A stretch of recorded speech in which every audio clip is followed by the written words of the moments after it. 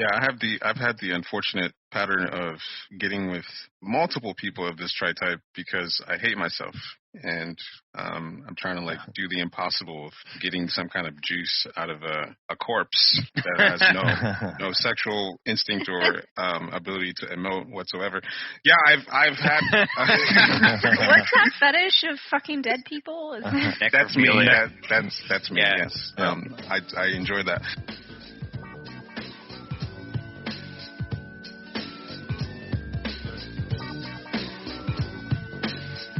The Big Hormone Enneagram.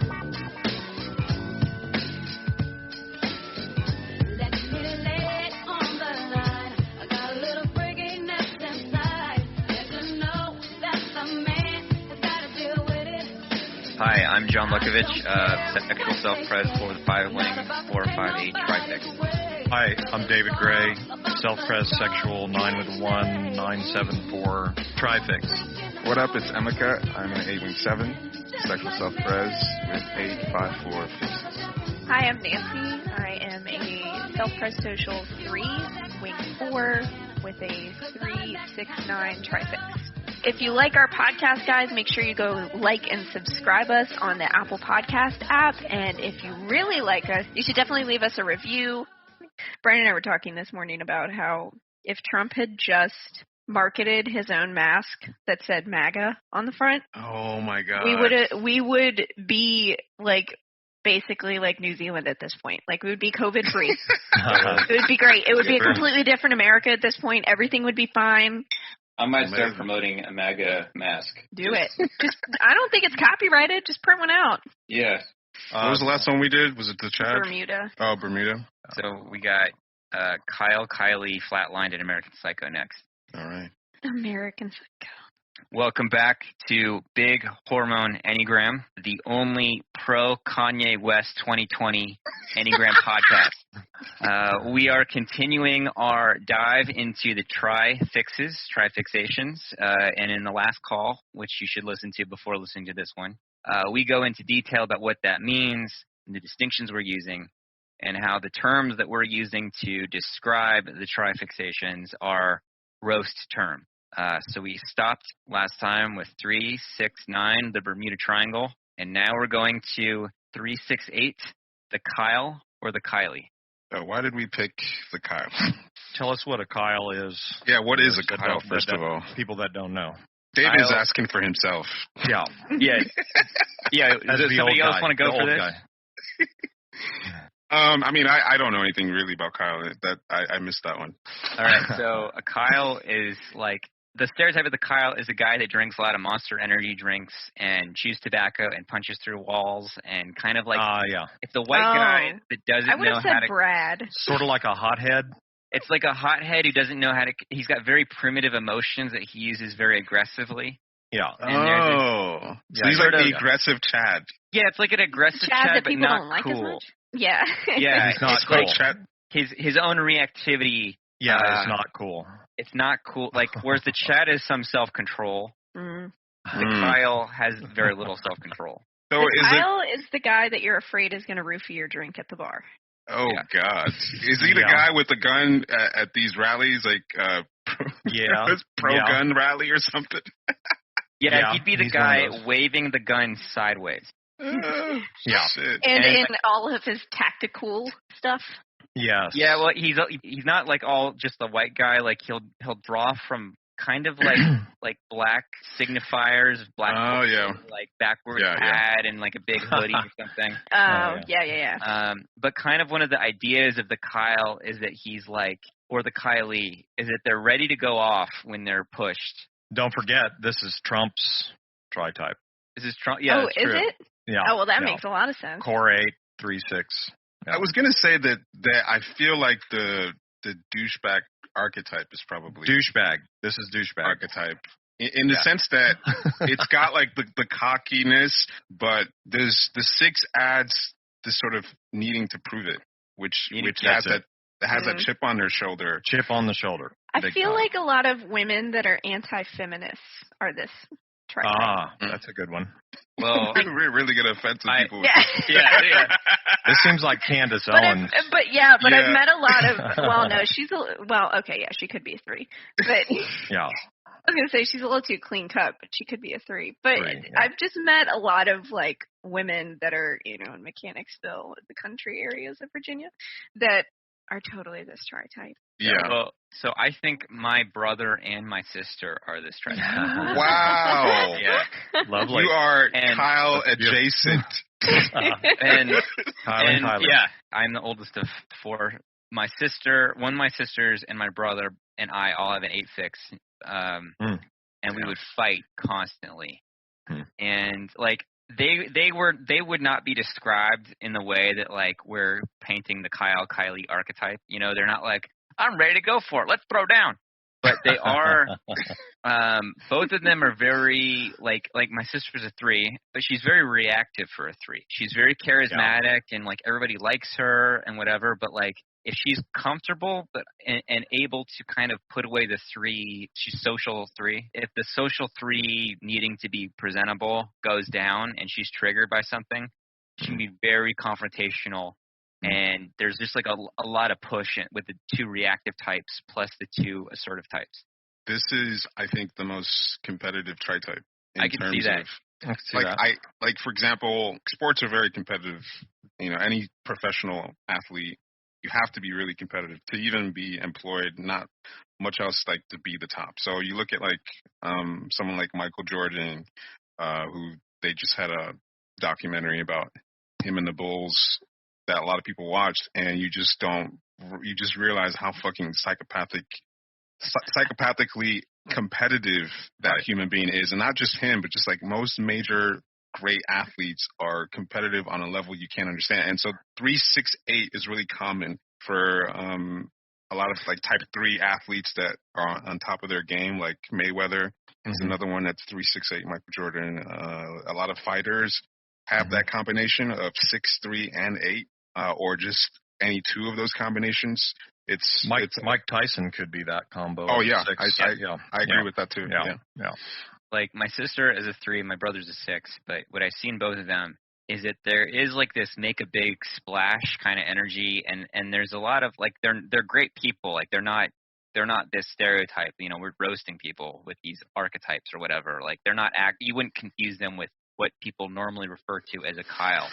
But where there's that crossover and why that kind of those terms kind of make some sense in a humorous way with them is like, yeah, they like make a big splash. They're like there is a competitive thing in both of them, but there's a weird mix of making a big splash like at work, for example, but also being kind of nervous about like quitting the job or going their own way in some sense. Does that make sense? Like yeah. Like I think part of why they're so competitive is the work ethic is there with 3 and 6. Yeah. Like a lot of these athletes that have 3, 6, and 8 in combination, you always hear like hard work, and even Trump has this just worker mentality of just needing to prove it through effort. Whether he's doing it or not, it's that the self-image is hard worker. Yes. Yeah. So a lot of these douchebags that, are at clubs with bottle service that, you start talking to them, they want to talk to you about how fucking hard they work all week long. They earn this shit, blah, blah, blah. Yeah. It's that 3-6 thing behind it is like makes a lot of sense for both my siblings, where it's like I'm like, you could be conquering the planet and you spent your time though being sort of devoted to something and working hard for something that I think is kind of dumb, or I mean not dumb is too harsh. If they hear this, I'm gonna be in trouble. But like you're already in trouble. Yeah, I know. Throughout your life. But something that I think that they could do so much, they could really use all that energy for something. Use their energy and gifts in a way that's more, it's a cheesy word, but like self-blossoming. You know what I mean? Yeah. They're really good at what they do, and like my brother is like a crazy fucking like mountain biking and climbing mountains and all that kind of stuff, and he's just like a real good outdoors person. For a long time, he was working a job that like didn't respect him and didn't treat him well.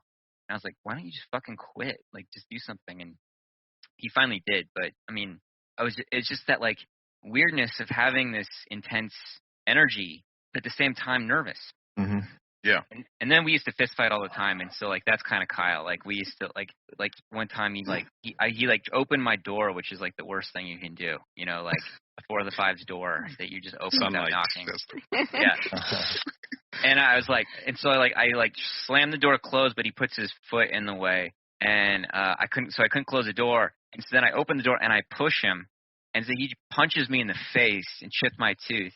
And so we just had this fist fight, and like I had to put my him in like a headlock, and I ran his head through the wall, through the drywall. God. So like whenever there's a destruction of drywall, that's a Kyle. There you go. That's a good marker. A Kyle is involved. Yeah, Kyle is involved somewhere where drywall gets destroyed. Yeah. That's funny. All right, we should move on in case my siblings are listening to this and gonna, start another family fight. So flatlined. Flatlined. Why do we call it flatlined? 359 flatlined. Well, like each of these types are bypassing emotional expression. Like 9 is apathetic. I don't matter. I don't exist. 5 is detaching from their feelings in the moment, and 3 is bypassing their feelings in lieu of just getting stuff done. So even I think any 2 of these is enough of a blankness. It adds enough of a blankness to someone. So when you have the 3, it feels like a dead zone. Like there's nothing. You're not going to get any sort of fluctuations and much of a fluctuation in emotional expression. Yeah, I was going to say, anytime you have a 5 and a 9 together, I feel like you could call that flatline. Already, yeah, alone. Yeah. just those 2. Yeah. My dad is a 5, but he's this tri-type. And so, people listening might go, oh, well, I think I'm that type, but I'm very emotional. And so it's not saying that this type can't have emotion or something, but they really don't express it. And so it's interesting because my dad is 5. He really doesn't seem like an emotional person, but then he especially now that he's a little older, can cry very easily when he's touched by something. So it's like he just seems like he's kind of sort of checked out and he's always busy. Like 5 and 9 and 3 are always somehow managed to make themselves busy or focused on something all the time. Mm-hmm.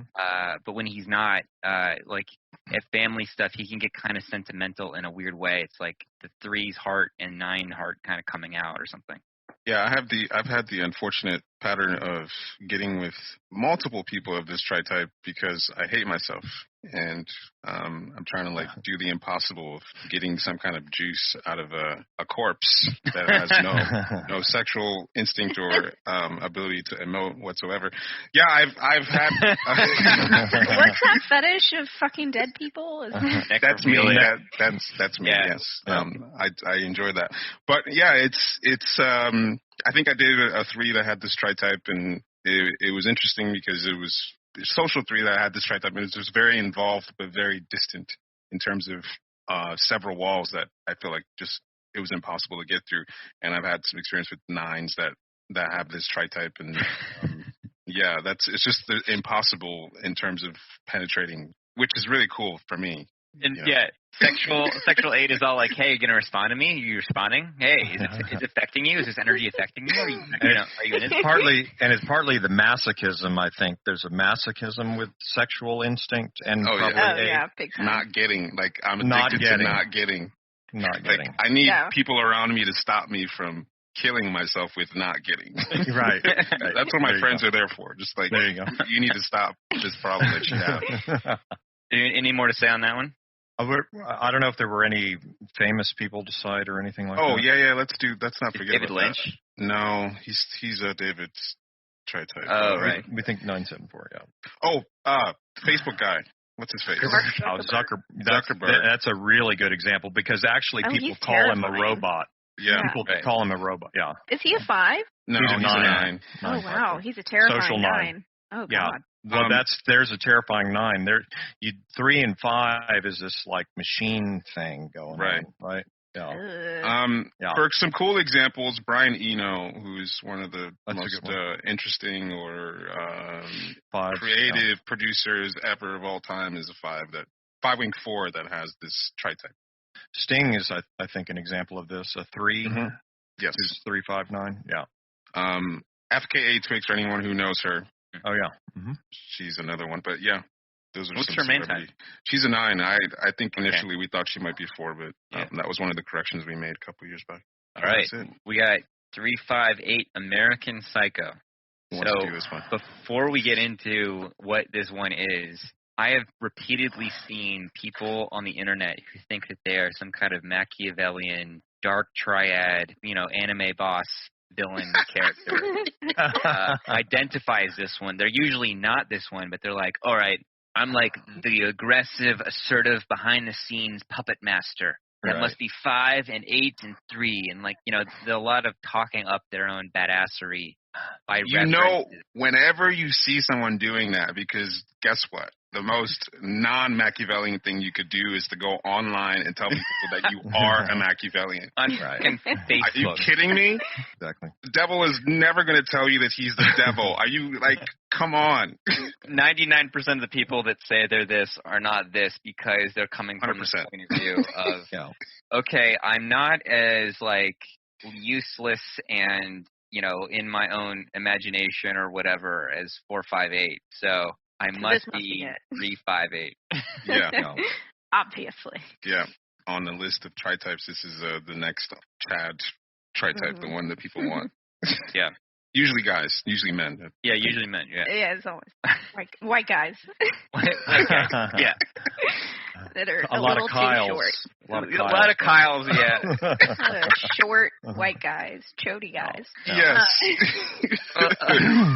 This tri-type has very small dick energy. If you identify with this, you're telling everyone that you have very small dick energy. No, this tri-type doesn't, but the people that think they're this tri-type does have small dick. Exactly, yeah.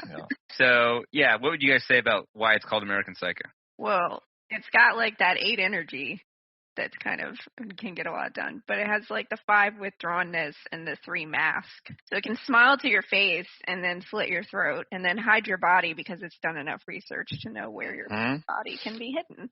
There's sort of a heartlessness on all three of these. All 3 types, Mm-hmm. And this type can be very friendly, but it's I think people who experience people of this type can feel whoa, it's a whole lot of energy coming at me, but it's not very personal. Even if it's friendly. You got the 8 and the 3, 2 aggressive types. And 5, when it's supported by 2 aggressive types, can be very out there, can have a lot of energy. And as a rejection type. So you got 2 rejection types. So it's a lot of information and engagement, and here's this, and it's enthusiasm and this kind of thing. And 3's got the enthusiasm, but it can feel like there's not a lot of heart in it. Reptilian is a good word, I think. Right. I think Putin is a good example of this, a core 8. Who's this? There's a lot of cool examples. I feel like we've discussed this before, but a lot of 5s who end up becoming frontmen of these bands end up having these double assertive fixes. I'm thinking Tom York. Yeah, Tom York 5 and 4. Yeah, has 3 and 8 fixes. Bill Gates is an example of a 5 who doesn't seem like it in interviews when you're watching how kind of Kermit the Frog he can be. He's not flatline? He's extremely aggressive. Yeah, when you read about it, if you read about the behind the scenes, he's actually really He's aggressive. A monster. Yeah. And if you've also heard about Stanley Kubrick behind the scenes, what kind of a monster he can be, even though you watch him and if you watch interviews of him, there's he feels like a corpse in terms of there's no sort of emotion, but he is extremely aggressive. Makes sense that film directors that are 5s would have those 8 and 3 fixes. Intense, imposing vision. Yes, extremely. But it's just also just sort of the psychopathic kind of psychological terrorism he put his actors through just to kind of get them to the point where they would channel through these lines. And who else could we say? Robert Greene, the guy who wrote 48 Laws of Power, Art of Seduction, a lot of these books that people feel are psychopathic, I believe has these fixes as well, 5, 3, and 8. And you know what? Christian Bale, the guy who actually played the American Psycho, is this tri-type. That makes sense. That makes a lot of sense, That's hilarious. Yeah, he's great. Core 3? Yeah. He's a core 3, but he's also social last, self-pressed sexual. Core 3. Okay. Bruce Lee has this tri-type, and he's 8 wing 7, but he's got 5 fix, and he's also got the 3 fix self-improvement, coach kind of a thing. Mm-hmm. Kobe Bryant has this tri-type. That makes sense. Anyway, that's enough. David's just going to sit in the background and tell us that we make sense. Yeah. That's what I'm here for. I'm the philosopher of the universe. Anyway. All right. Now we're going to a whole other realm with the hippie burnout 279. Triple positive outlook type. It's a jarring switch. Yeah. This is, hippie is right on, because, like, I don't know anybody of this tri-type that isn't either kind of like hippie if they're more social, or kind of like more like saccharine. Am I saying that word right? Yep. Like, if they've got more like a self-pres homey thing, it's just like so sweet.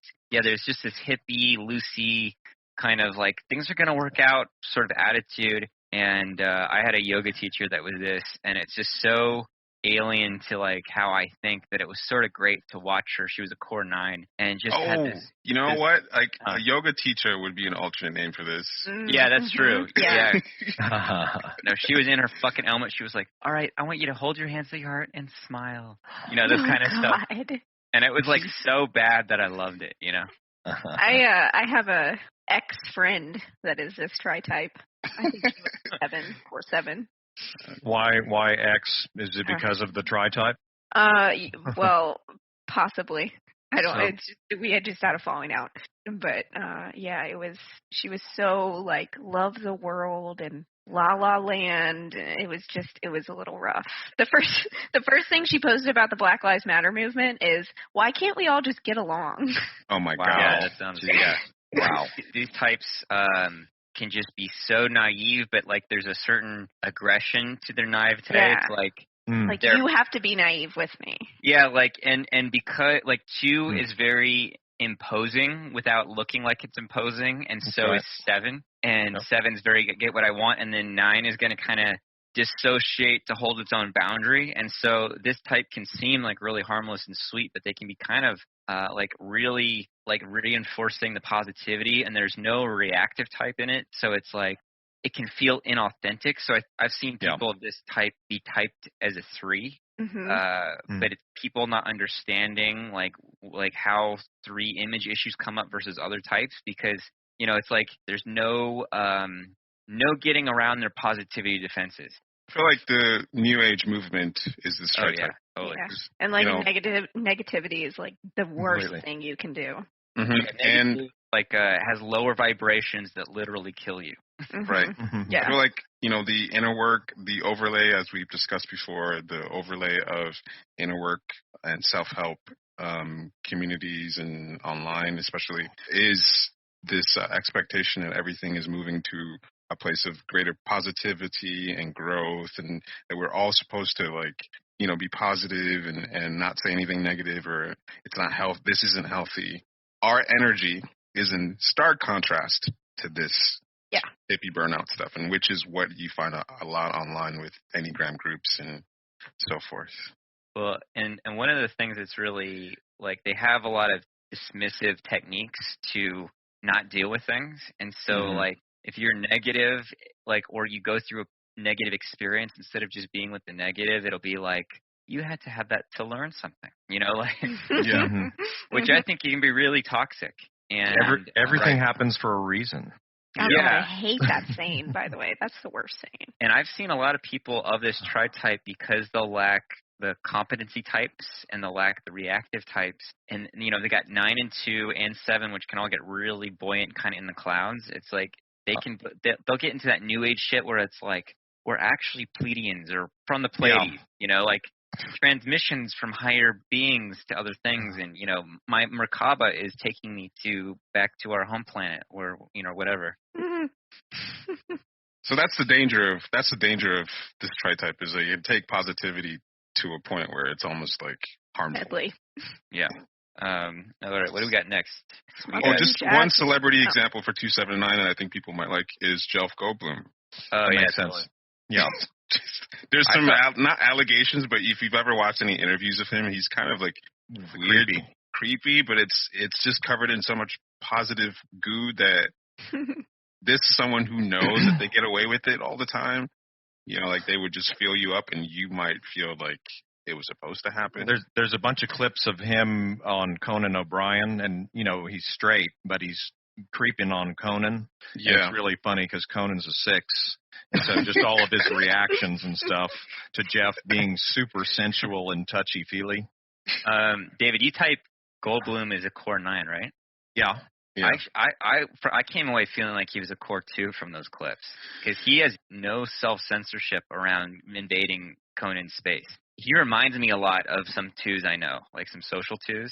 And he's got that kind of imagey thing where he's got like a lot of those rings on his finger. And sure. He's got some of that's his stacking too, though. Yeah, it's social sexual. Yeah. But it's part of what makes him 9 is that if you're watching him, his whole thing that he does feels like a dissociation to me. It's like he has a hard time finding the words. It's like kind of just all body central. He has a routine, if that makes any sense. He's going around in a circle. Yeah. There is a lot of apologizing too, like not literal apologizing, but sort of like no, I didn't mean that kind of stuff, or whatever. That felt more 4 or 9 to me. Yeah, I hear that. I could see that being 2 though, especially a male 2.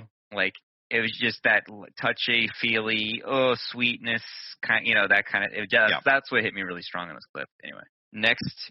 We have 278, Smothering Jazz Hands. Yes. This is my favorite one. Not my favorite tri-type, but one of my favorite names. Characters, yeah. Yeah. Where did this come from? I got a picture, just Jazz Hands is kind of a ridiculous picture, first of all. And it's just this picture of someone who's overly cheerful and exuberant.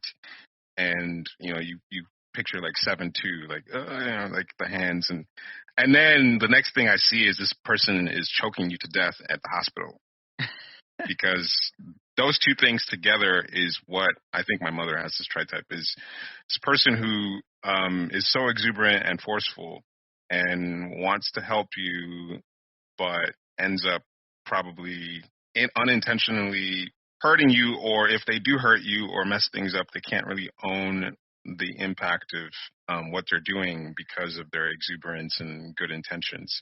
And so this is a forceful personality that is exuberant, but can, because of the 8 and the 7 together, can end up messing things up, but not really owning it. So it can be like a helper that's really self-interested. Yes. I mean, like we had, for example, we had our resident 278 on the pod. One of the clips that I used for the episode was where she said that she couldn't own any bad intentions that she had, even though she knows they exist. Like that's just a feature of her personality, and I found that was interesting. Sienna, who was on the 8 call, is this, and Sienna, I love you, baby. But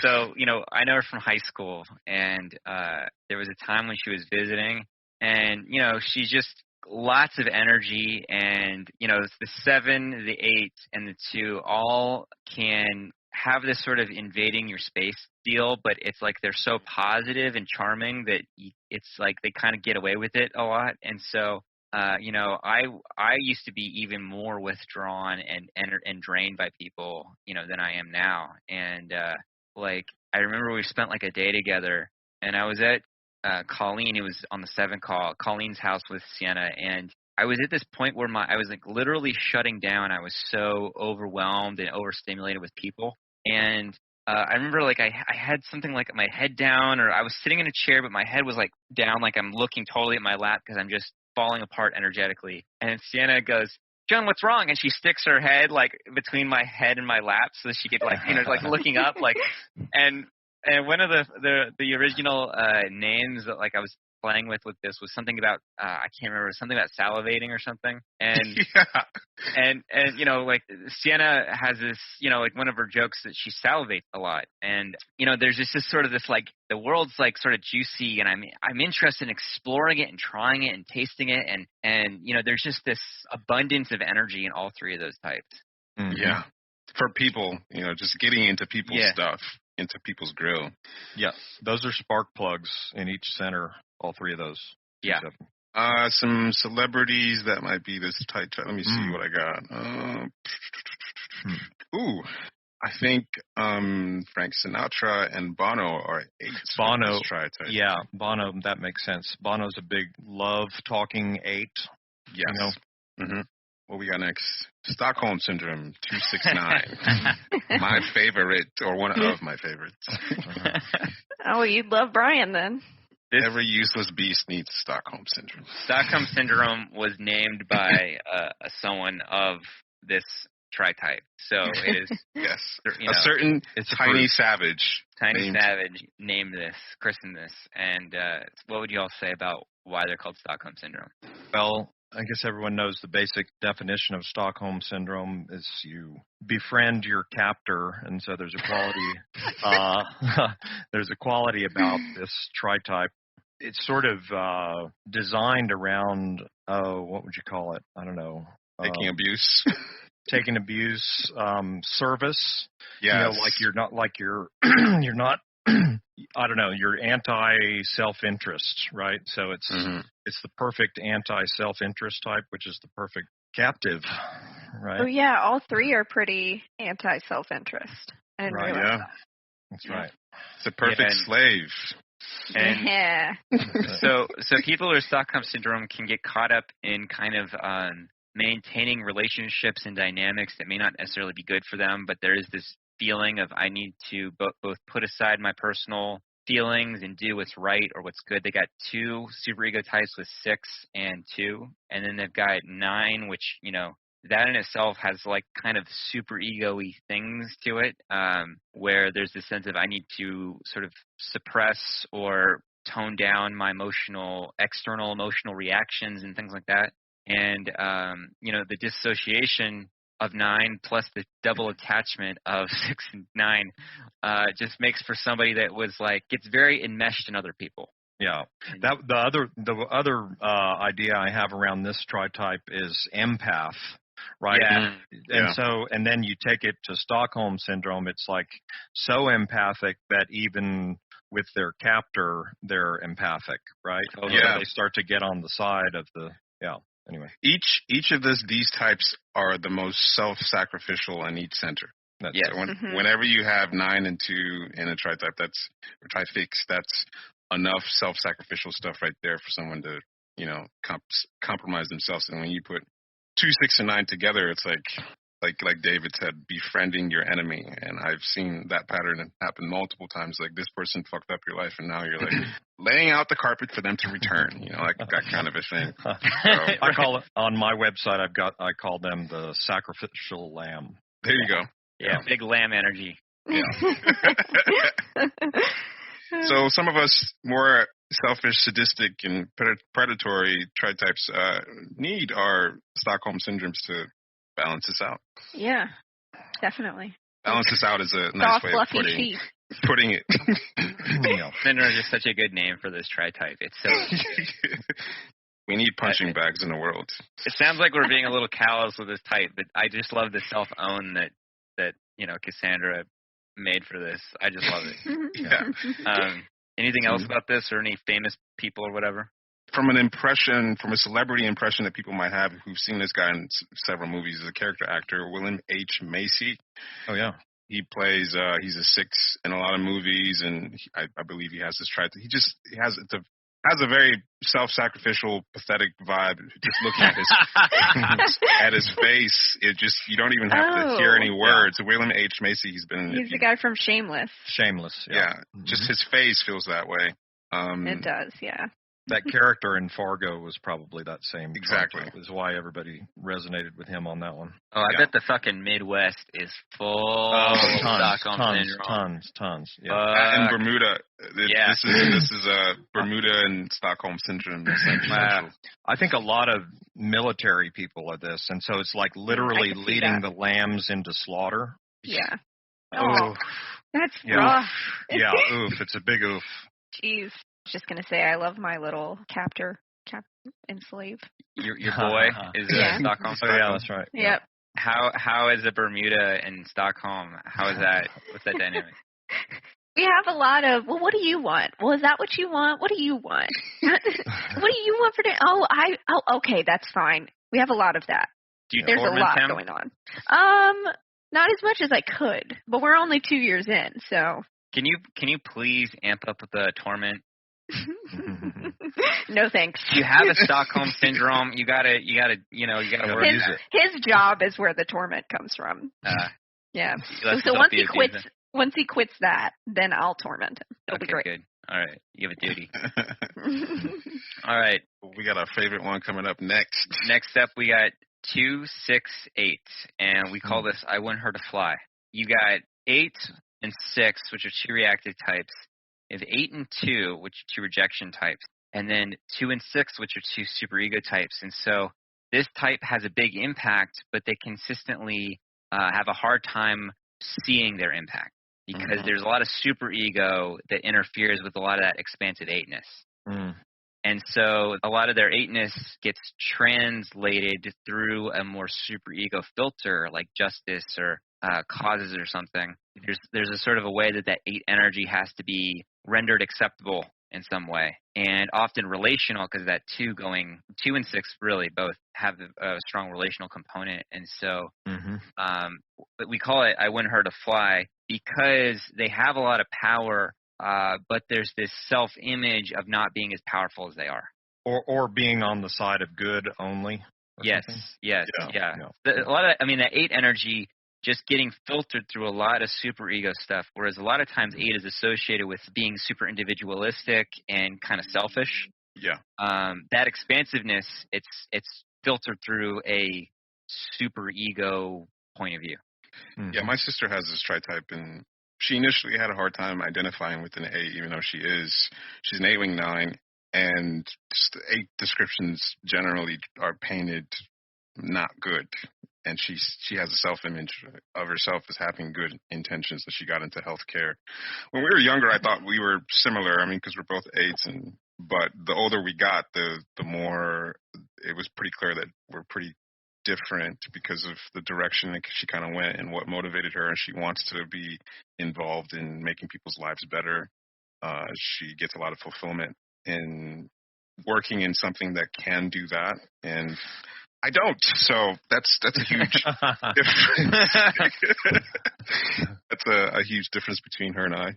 I have a friend, a really good friend's girlfriend is this type, and she just has a big impact on people, but often she sees herself in a victim role. Oh, yeah, that's another part of this. Yeah. Which is something that you don't normally associate with 8. Yes.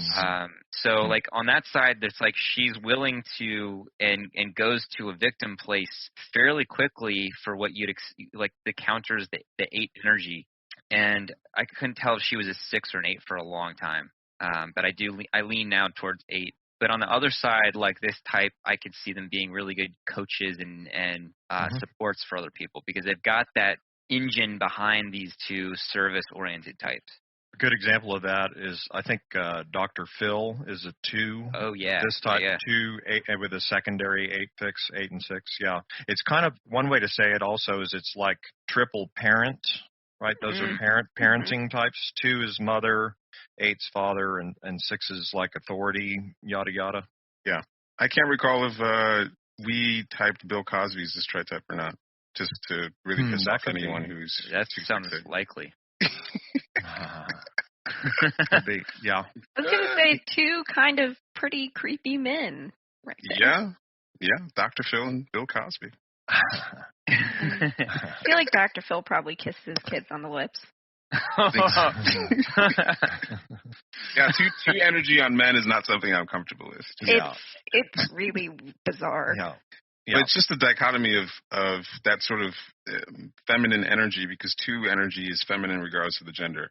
To see that coming from a man is you don't expect it. Just like 8 energy, women that have 8 energy tend to seem more masculine than not. So it's not just the femininity though; it's the boundary crossing. Yes. Like the feeling liberty to, or like not seeing how other men hold boundaries with each other. Yeah. So willing to like touch and rub your back and stuff like this. And most of the time when men are ignoring boundaries, it's for a sexual purpose. And That's so right. when a guy, male 2, is doing that, but it's not sexual, it's you're like, is this sexual? You know? Yeah. It's like, why are you touching me right now? Yeah. Yeah, I mean, and they'll be like the hand on your stomach and talking in your face, kind of touching. Oh, I've Yeah. had direct experience with that. Oh yeah, as you guys I all have know. too. Yeah. No, I mean the only man who's ever kissed me on the lips was a male 2, just gave me a peck, just like What? yeah, it's hilarious. So 259, we changed the name. Remember? that's right. It's I think I sent it. The It's spineless saint. 259 spineless saint. Oh yeah, I could see that. So 259, the spineless saint, and so you've got 2 positive outlook types, 2 and 9. You got 2 withdrawn types, 5 and 9, and you've got 2 rejection types in 2 and 5. And so what you get is somebody that is relatively conflict avoidant, but they want to be of help or service, and they've got a lot of information to give you, and they've got a lot of good feelings towards you. But they don't want to get too messy or too in the that withdrawnness keeps them from getting too involved in a certain way. And so there's this sort of like I like to be removed and good, and sort of there's this like saintliness that happens between the 9 and like kind of a little bit sage, like guru sage, but like a sort of a removed sweetness that they have. I think of a monastery. It's almost like creating an atmosphere of a sanctuary, and that's part of the removedness of it, is that it's sort of creating a vibe, but not getting involved. It's creating an environment, so to speak, but not digging in on the personal involvement. That makes sense? Yes. Yeah, the alternate name before we came up with Spineless Saint was Philosopher of the Universe, and I just, whenever I think of this tri-type or trifix, I think of Eckhart Tolle. I believe he's a 5, and I think he has this trifix. And I also think of Mr. Rogers, who for a long time, like, people don't know this about him, but he would go to Congress or the Senate and really advocate for children and children's teaching, different teaching methods for kids that he felt were better. And he got some stuff passed, but he's very kind of removed, but really gentle, caring kind of character. Aww. Yeah, it is a very gentle combination, generally speaking. At least when you don't get really close with them. But like the 2 rejection types, there's a lot of energy behind that. So sometimes the remoteness can be a little deceiving. You sort of get beyond a certain level of closeness or whatever, and then it's like a lot of energy to deal with. In addition, if like 5 is the main type, this is the warmest 5, the sweetest 5. True. In a very normally negative type. And if this is like a 9, it's like a 9 that really wants to help you, but but not do things for you, help you, but like mentorship. Be there for mentorship. you. Yeah, mentorship is a good way to put it, but removed. Yeah. Any famous examples? Let's see. Besides Eckhart, Tolle, Mr. Rogers. No, those are pretty good. I think we have Einstein here, but I don't know if he's.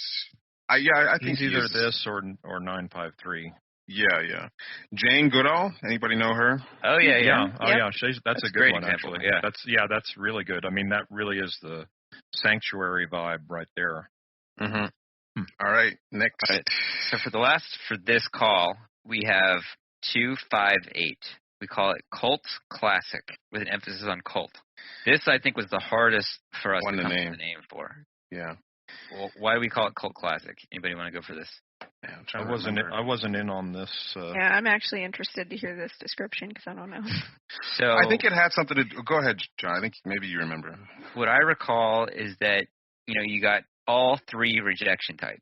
Yeah. And so there's this, in rejection, there's a little bit of my direct needs are either unimportant or I being myself. Like, I can't just be myself. I have to offer something, and I offer whatever is the dominant quality of my center. And so this type has a lot of energy to give you things, to give you influence or help or whatever. It will do a lot for you. The 2 and the 8, of course, it's like a lot of offering energy. Like, it can almost get kind of mafia boss feeling. And then with the 5 there, you get the intellect to back it up, and a little bit of private remoteness, so like you don't always know where they're coming from or what their ultimate aim is. Like they're not their heart's not on their sleeve. It's like there's something hidden still and mysterious, even if they're very involved with you. And what I think the 5 really speaks to the cultness of this trifix, in that what they're offering is not, it's something that's specified and not easy to find. So it's going to have, it's not going to be like a generalized offering. It's going to be a new discovery or a specific discovery. So it's not going to be for everyone, but it's something that a very small select people are going to really appreciate. And they can really have a lot of influence over you too. Yeah, cult stuff. Right. Yeah, I mean, like one of the names I've got for them is the abstinent participant. So it's like they're giving you something, but they're not going to participate in what they're giving you. You know what I mean? They're giving you these kind of solemn offerings, but they're not, you know, expecting to participate in it in a way, if that makes sense. They're not going to be involved. Yeah, because it's triple rejection, right? So, like, I'm not included in this, but here you go, take it. David, you have some experience with this trifix, right? I had a super intense relationship with a sexual social 8 with a 7 who was this tri-type, and she was incredibly private person. As you might imagine, that's one way I guess triple rejection happens, shows up, right? Is probably the most private person I think you could ever meet, literally. I mean, she was literally living in Siberia at the time, teaching English in some obscure Sorry, that town. sounded like a joke. Yeah, no, it was literally what was happening, and it was like a torture to even try to meet her or even see her face. I mean, we had a relationship where we were talking online just through, you know, text messaging for 6 hours a day and stuff for 10 months. Wow. And anyway, there's a quality about it, just to kind of pull out of the personal a little bit, but it's very sort of devotional. It's, you know what I mean, if that makes sense. It's almost, I don't know what you'd call it, but it's a certain kind of reverence, but it's also that, again, it's that thing of sort of, I'm not included, I'm automatically rejected, but I'm giving you these offerings. You know, she's actually the person that started everybody doing collages on the old Riso Hudson discussion board. Yeah, that's her. So that led into a lot of that stuff, and it was not for the purpose of typing, by the way. That was just although people would make observations along those lines. But anyway, she was one of the main Kickstarters. So there's the cult classic right there. She's the one that started that cult. So a good celebrity example, I believe, is this trifix is Wilhelm Reich. The sexual social 8, who a lot of people credit for the sexual revolution of the 60s, the things he wrote, and all the research he did into sexuality, and he got in a lot of trouble because he crossed a lot of boundaries with his students or patients. Like, he was doing a lot of hands-on treatment of people's sexual dysfunctions and things like that. So he believed that that basically, and he's not wrong, that the personality is reinforced in the body through unconscious but deeply held tension patterns that he called armoring. And he thought that one of the primary mechanisms for dealing with or working through this tension, and not just the tension itself, but also regulating the emotional life, which regulates or like gives space to thoughts and thinking and then behavior, was through having really deep orgasm. And he called it orgone energy.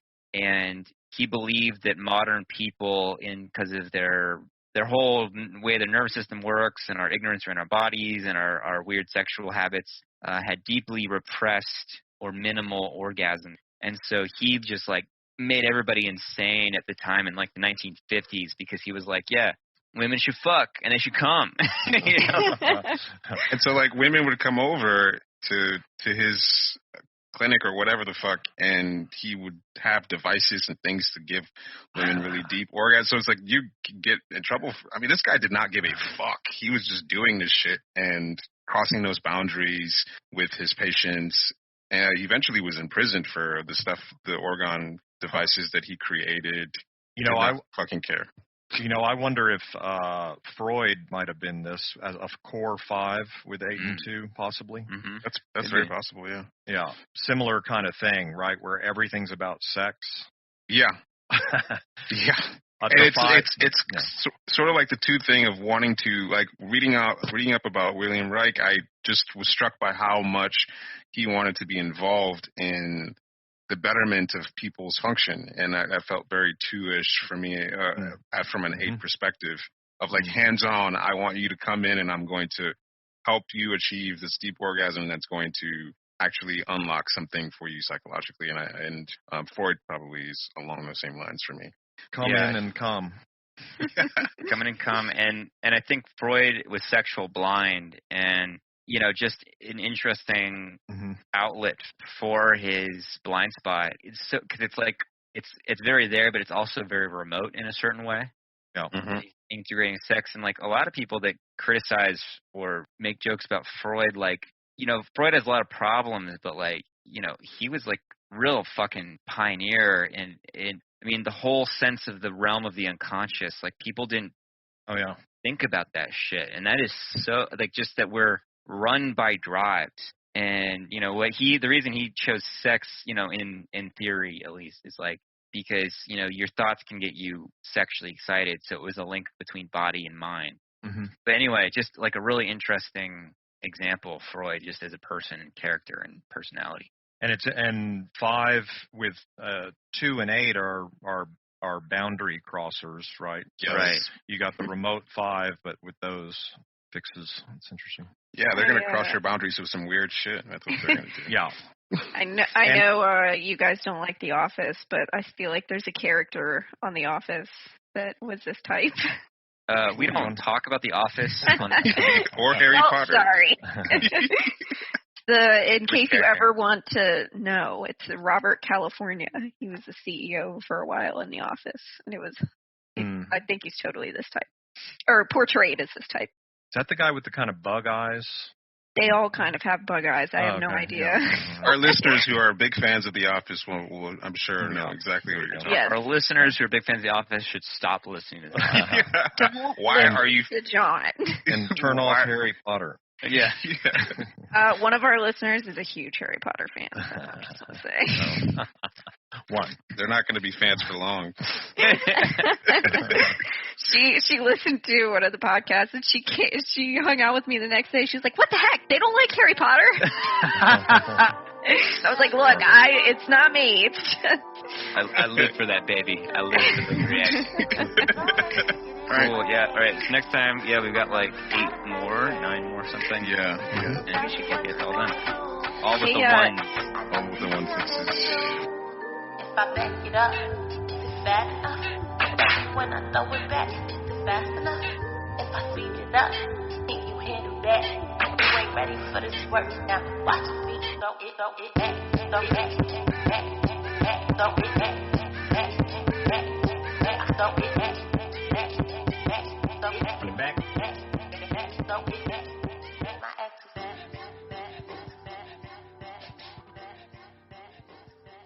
The clearest way to land on your trifix is to isolate each center by itself. With these trifixes, it's like the body center is the engine of the trifix. The heart center is like, who is the person that's being engined somewhere, right? The mind is like, how is that being engined? And you know what I mean? Like, how is the person getting around? How they're navigating? Like a 5's just amorally looking at whatever they're into, right?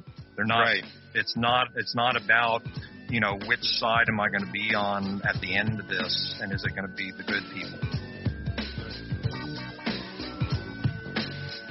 The Big Hormone Enneagram.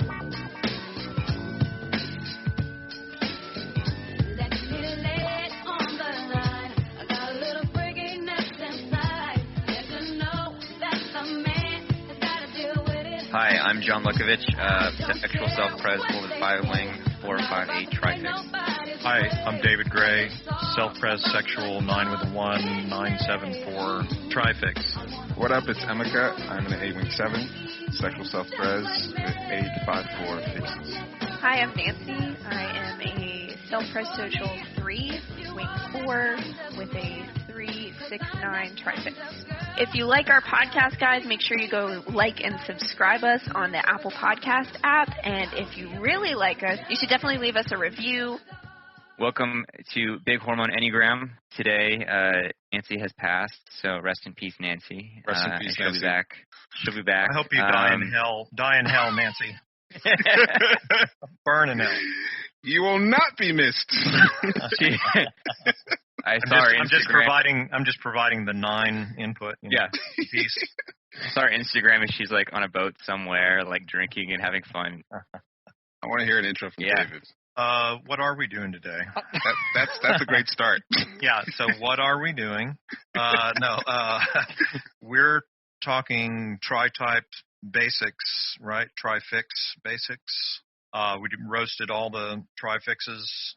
Now we're going back to lay some groundwork on some of the differences within each of the centers, so that people can maybe use that material to help identify their tri-type. Trifix. All right. Well done. People always ask about trifixes, how to figure out what's my heart fix, what's my head fix. And I tried to come up with sort of a short list or a resource for myself, first of all, and just something quick that I could copy and paste because people were asking the same question. So I wrote up a little guide that's been going around, like a short summary of each fix in each center. Because if you want to figure out your trifix, people get pretty confused sometimes with looking at each archetype and like trying to match each description to themselves. And hopefully the roasts that we did were specific enough that people could see themselves in those archetypes that we created. But if you really want to figure it out, you have to look at each center. So I had this list of little short descriptions of each fix. I saw somebody post this, and I saw that it was Emeka's, and I was like, we got to do an episode on that because I thought it was great. It was very succinct and good. Yeah. Nice. What we talked about last time at the beginning of the part 3 of the roast was what stood out for me in doing all these like joke names and talking about each and unpacking each trifix was the way the body center energy sort of was the engine in a way behind the trifixes. And so it wasn't necessarily that it's more important, but the body center energy was how the head and the heart were kind of getting thrust forward. So no matter what the first type in the trifix was, there was always this engine behind it. Yeah, I think that's something that really struck me as well, just in terms of when you sort of typing people as a body type. That's the first thing I noticed is their gut center. And maybe it was a couple of years ago that you wrote something about the gut center and how they were different styles of dissociating. That really struck me. And thinking of the 8 fixation as a style of dissociation through action. Pushing and action, yeah. Yeah. And so that was a huge eye-opener for me in terms of observing my own 8 personality in the way that my attention is always trying to grab an experience and trying to force experiences. And there's a way that, similar to 9, that 8 isn't listening. Like 8 isn't... Yeah. It's almost like deleting, all the gut types are deleting aspects of their experience. They're in denial. Yeah. Extreme. Yeah. But it's like it's a very active form of denial. Yeah. And so you wouldn't think of it as denial. That's what's interesting. I mean, maybe that's your point too, is it's a dissociation. It's odd to think of action and force as dissociation. Right. Yeah. And I'm starting to notice that more and more in different ways that I am denying what's actually happening. And I'm trying to replace what's happening with what I want to happen. Even just like in a conversation, I'm not fully listening. I'm only listening to the part that I think that I can use to respond or force what I want to take place. That's been apparent to all of us on these calls. That's where you get the 8 chaos maker, right? Because then you're churning up the thing and you're making what you want to happen. Yeah. But I think that's a very good point for 8 fix is the style of wanting to force or amp up inexperience. One interesting pivot point, too, just as a way to contrast, and is type 6. 6 is a reactive type, right? And there's, a lot of different directions 6 can go. And so specifically when you're looking at 6s and what their gut fix is, that you can really see in a particular way, because it's a reactive type, how the type is sort of fueled with that, or has that engine behind it. Right? Yeah, it's really like 6s with a 9 fix versus 6s with 1 or 8. It's just a completely Super different, intense, totally different energy.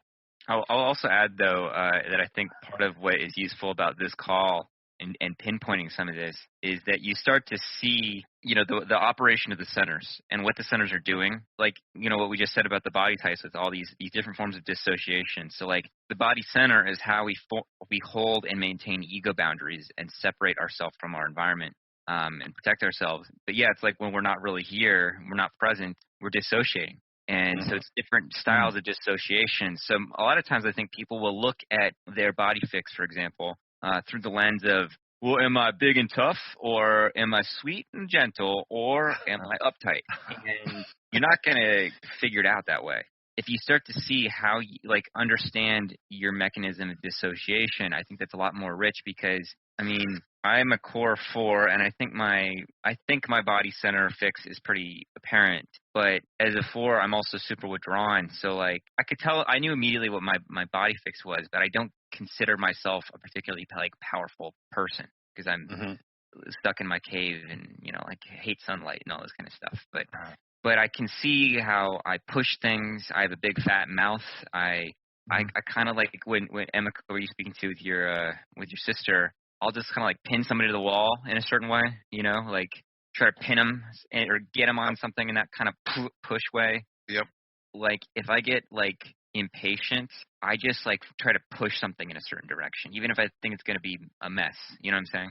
Right. A couple things about 8 and 8 fixers is the sense of immediacy. One thing I noticed the 8 fixers have is you just let it fly. Even if you're not sure, you just wing it. Just fucking go with it. Go with the most immediate thing that's right there. So that's the part of the chaos piece that shows up. I don't think 8s or 8 fixers are necessarily always wanting to whip up chaos, but the immediacy and just kind of going with your almost immediate impulse and not really sort of dissociating with action and forcing something is part of what creates chaos. You're like, I'm just going to ride this wave and I'm going to just do something, and then I'm going to just do something after that and keep going. Creating chaos might be the wrong phrase. It's more like just when you do a push, you're setting off something that is going to be something that's totally unpredictable. Right. Yeah, the unpredictable in the gut center. 8 is not afraid of unpredictable, just the uncertainty of what happens next. Is I'm just going to jump into it. And it's not very premeditated. Yeah, it's just go. And that literally just go. I feel that viscerally when I'm in an uncomfortable situation. Yes. When I'm uncomfortable, my reaction is to do something. People might think that's confident, but it's not. It's just I'm replacing whatever sense of discomfort that I have with action. That's really all that's happened. And I don't know about y'all, but I mean when I'm really angry, I have to slam my fist on a desk or whatever. I have to physically discharge it in some way.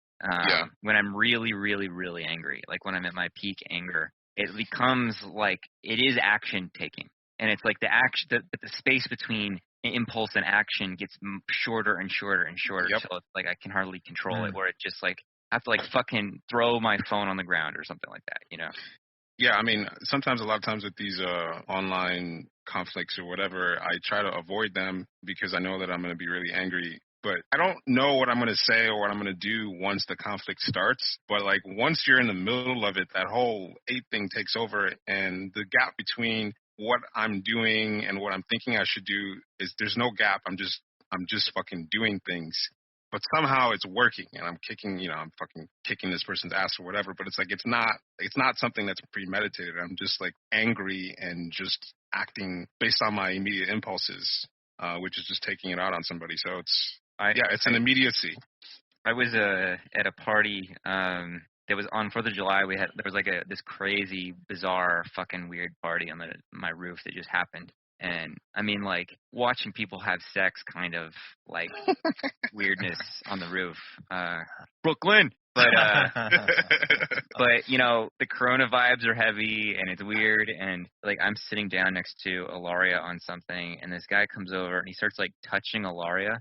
Wait, what? Yeah, and I was like, you know, especially with COVID, I was like immediately, like I just felt like, do push, and I was like, get away from her or something like this, and then he kind of like leaned in further because he was drunk and he saw I was irritated, so he was like gonna provoke me. Oh wow! So I got up and I just started fucking pushing him, you know, but it was like real fucking immediate, you know. There wasn't. It was like just protect woman. And you know, he kind of like did like a thing and but went away or whatever. But I like just that he saw that I was willing to make it physical real quick. Right. Was the only message, because he was really, I mean, no mask on and getting in her space and stuff like this. And but it was that thing where I could feel this is a danger, right? Yeah. And my first act, like I'm not very vocal with a lot of my publics, like my social blind, whatever. Like I don't normally like just say shit to people. Right. But when my call out didn't work, I just had to escalate it immediately. But I could feel that boom, boom, boom, escalate, like go. Right. That's the other important concept with 8 and 8 fix is protection. Protector. Yeah. I don't like the way people try to twist that online with Sure. You know, that 8s are looking out for the underdogs. Like, I'm not looking out for no underdogs, but no, it's who's in your circle, right? Like, it is somehow selfish. It's like, these are my friends, these are my people.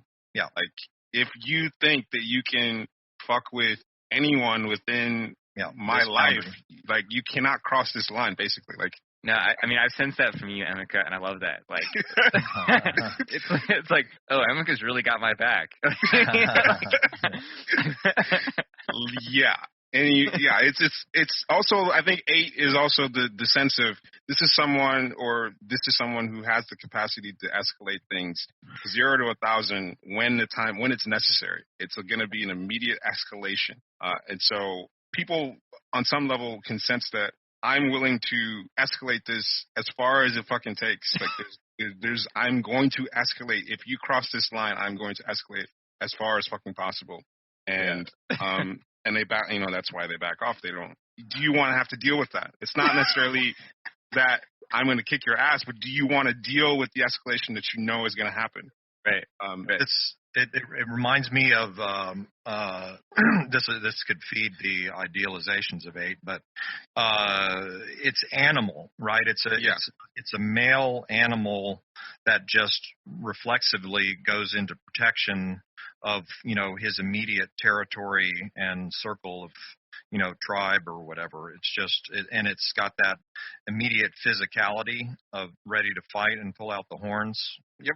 And I will add to, and you know, I don't want to just talk about us the whole time, but what I will add is to my point about being a 4 or 5, and you know, somebody on some online group posted about like, do any other 4s really experience all their emotions in their bodies? And I was like, no, that's probably a 9. But I think when I was young, the disconnect between my body and my heart and mind was really intense. Like I was very schizoidy, dissociated or whatever. Mm-hmm.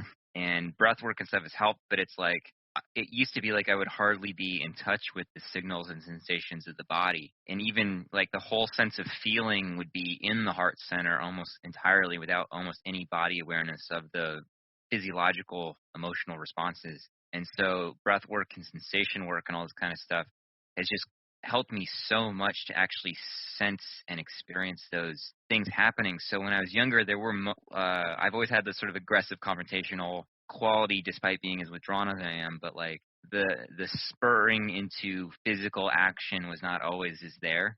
Especially when I was like threatened or something. Like there's a couple times when I was like a teenager where I remember kind of like freezing a little bit and knowing I had that thing in me that could do that, but it's like I couldn't reach it. And so as I've gotten older, it's sort of like a resourcefulness. Maybe that's through the 5-wing filter, but it's like I've got all this physical resourcefulness that I didn't I knew I had, but I couldn't tap into, that now that I feel like I'm more integrated in my centers, I can do that. That's really interesting to hear from So- who is an 8 fix, but coming from a 4 perspective.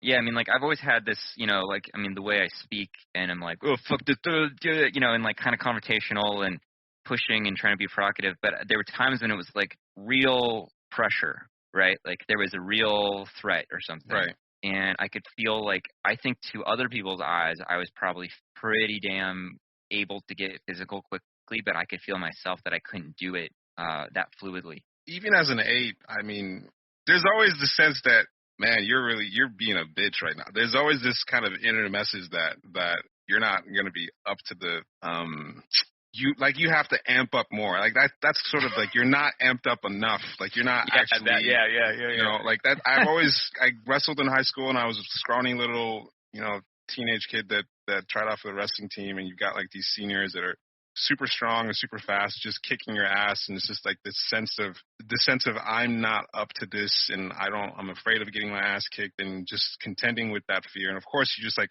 fighting that. So to other people, I was always surprised that there was one kid who was in my class or my same freshman class who was later told me that he was intimidated of me, and I was like, what? Like, just thinking of what I was thinking of myself at the time. And for whatever reason, the coach had made me captain of the team. And I'm just like, this gap between what I see as myself contending with the fear of going up against people that are stronger than and better than me versus what people are seeing. So like maybe someone sees me as way more confident than I feel inside because I'm still contending with my own, like I'm going up against things that I'm afraid of. Mm-hmm. So maybe some people see that as fearless, but it's like I'm dealing with feelings of self-doubt of not being strong enough, right, not being good enough. But you still do it anyway, but it's like, it just looks different to other people. Yeah. Like the difference between 8 and 1, I kind of do 8 and 1 versus 9. 8s and 1s in their own separate ways feel that they might not be bringing enough force to any situation, right? So I've got to crank this up. I've got to actually kind of conjure or convolute some more force to match the situation or overwhelm the situation, whatever I'm up against. Well, I wonder if that's like a rejection type thing that you could, in a sense, say that the 2 feels like I got to bring more heart to this, and the 5 goes, I got to bring more mind to this. Yeah, there you go. Sure. Yeah, that's good. Yeah. Mm-hmm. And to your point, David, in terms of the gut fixes, 8 and 1 fixers tend to have those fixes add more force to the personality. Generally, a 9 fix, there's this. Even if you're not a core 9, you've got superego saying that force or conflict is the wrong thing to do. Mm-hmm. Well, I always experience with 9 fix people just like a real sense of being accepting and like you can relax. Yeah. Mm-hmm. And like, one of the stereotypes I think of a 9 fix is that they're like weak or something. And I mean, sometimes they can be, but I mean, I think anybody can be weak. Like I know very strong 9s and 9 fix people that are like, not just like emotionally or whatever strong, but like, like they've got this sort of potency to them, but it's not pushing potency, True. Yeah. It's like ocean there. It's ocean that's gonna, you could throw a nuclear bomb in there. Yeah. And the ocean's just going to absorb it. Right.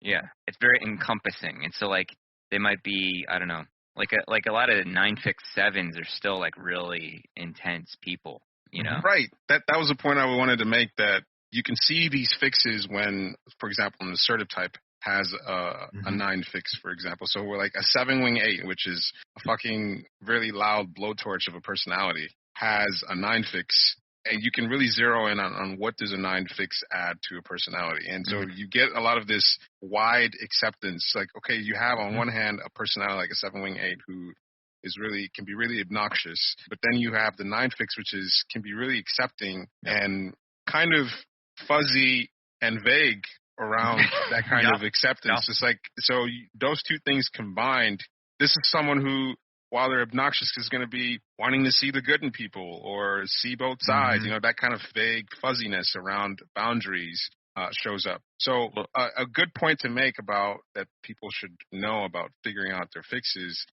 is that you kind of have to hold on to each of these the other centers that's not your core type kind of loosely to see the subtle things that those types might add to the core type.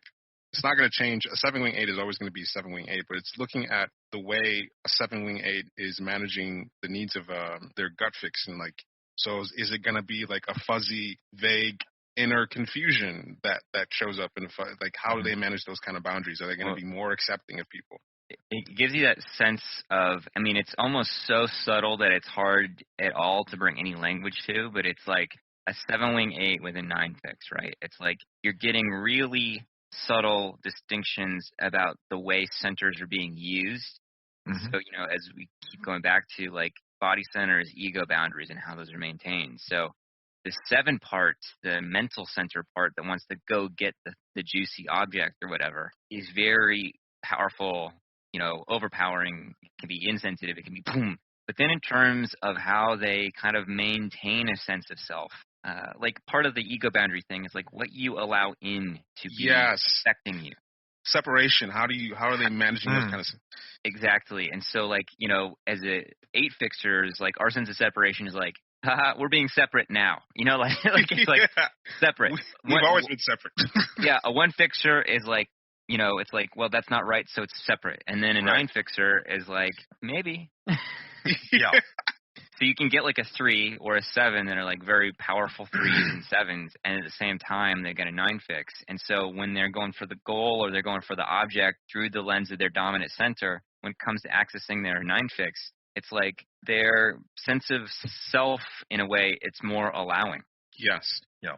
And I've noticed even, you know, assertive types like 3 or 7 that have 9 fixes still have this sense of being able to over-attune to other people or really attune to other people's states. I've had plenty of experiences with 3s that have 9 fixes. And on one hand, 3 is kind of a self-interested, you know, they have their aims, they have the things that they want to get done. But what kept me hooked in those relationships was just the 9 fix sense of wanting to attune to, I understand you, or I can meet you wherever you're at, or willingness to bend to that other person or absorb parts of that other person. So like, you know, an assertive type that has a 9 fix can end up seeming a lot softer. Their boundaries are a lot more fluid. Yep. We'll say a little bit more about 1 fix, and I think that I want to read from some of your notes, Emeka, that you sent us, because I think that they're just clear and very good.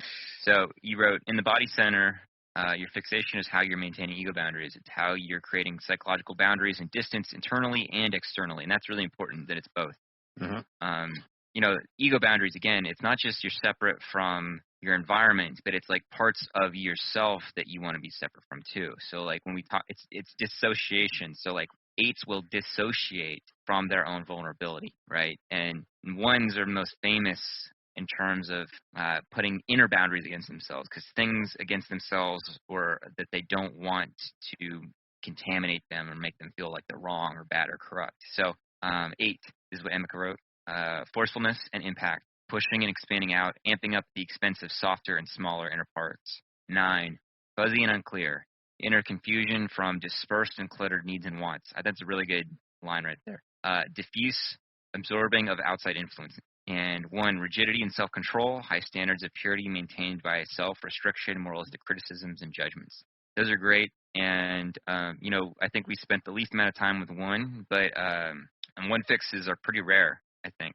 Yeah, that's true. You know, it adds a sharpness and precision to the personality, big time. And so, like, Ilaria is a 4 with a 1 fix, and 4 is a little bit of, like, dysfunctional, and yet she's got this sort of, you know, it almost gives her, like, an academic quality, I'd say. Does that make sense? Yeah, no, that does make sense. There's something like the active criticism. It says certain kind of, like, 8s, for example, can express anger just like a blowtorch, just like let it go, let it fly.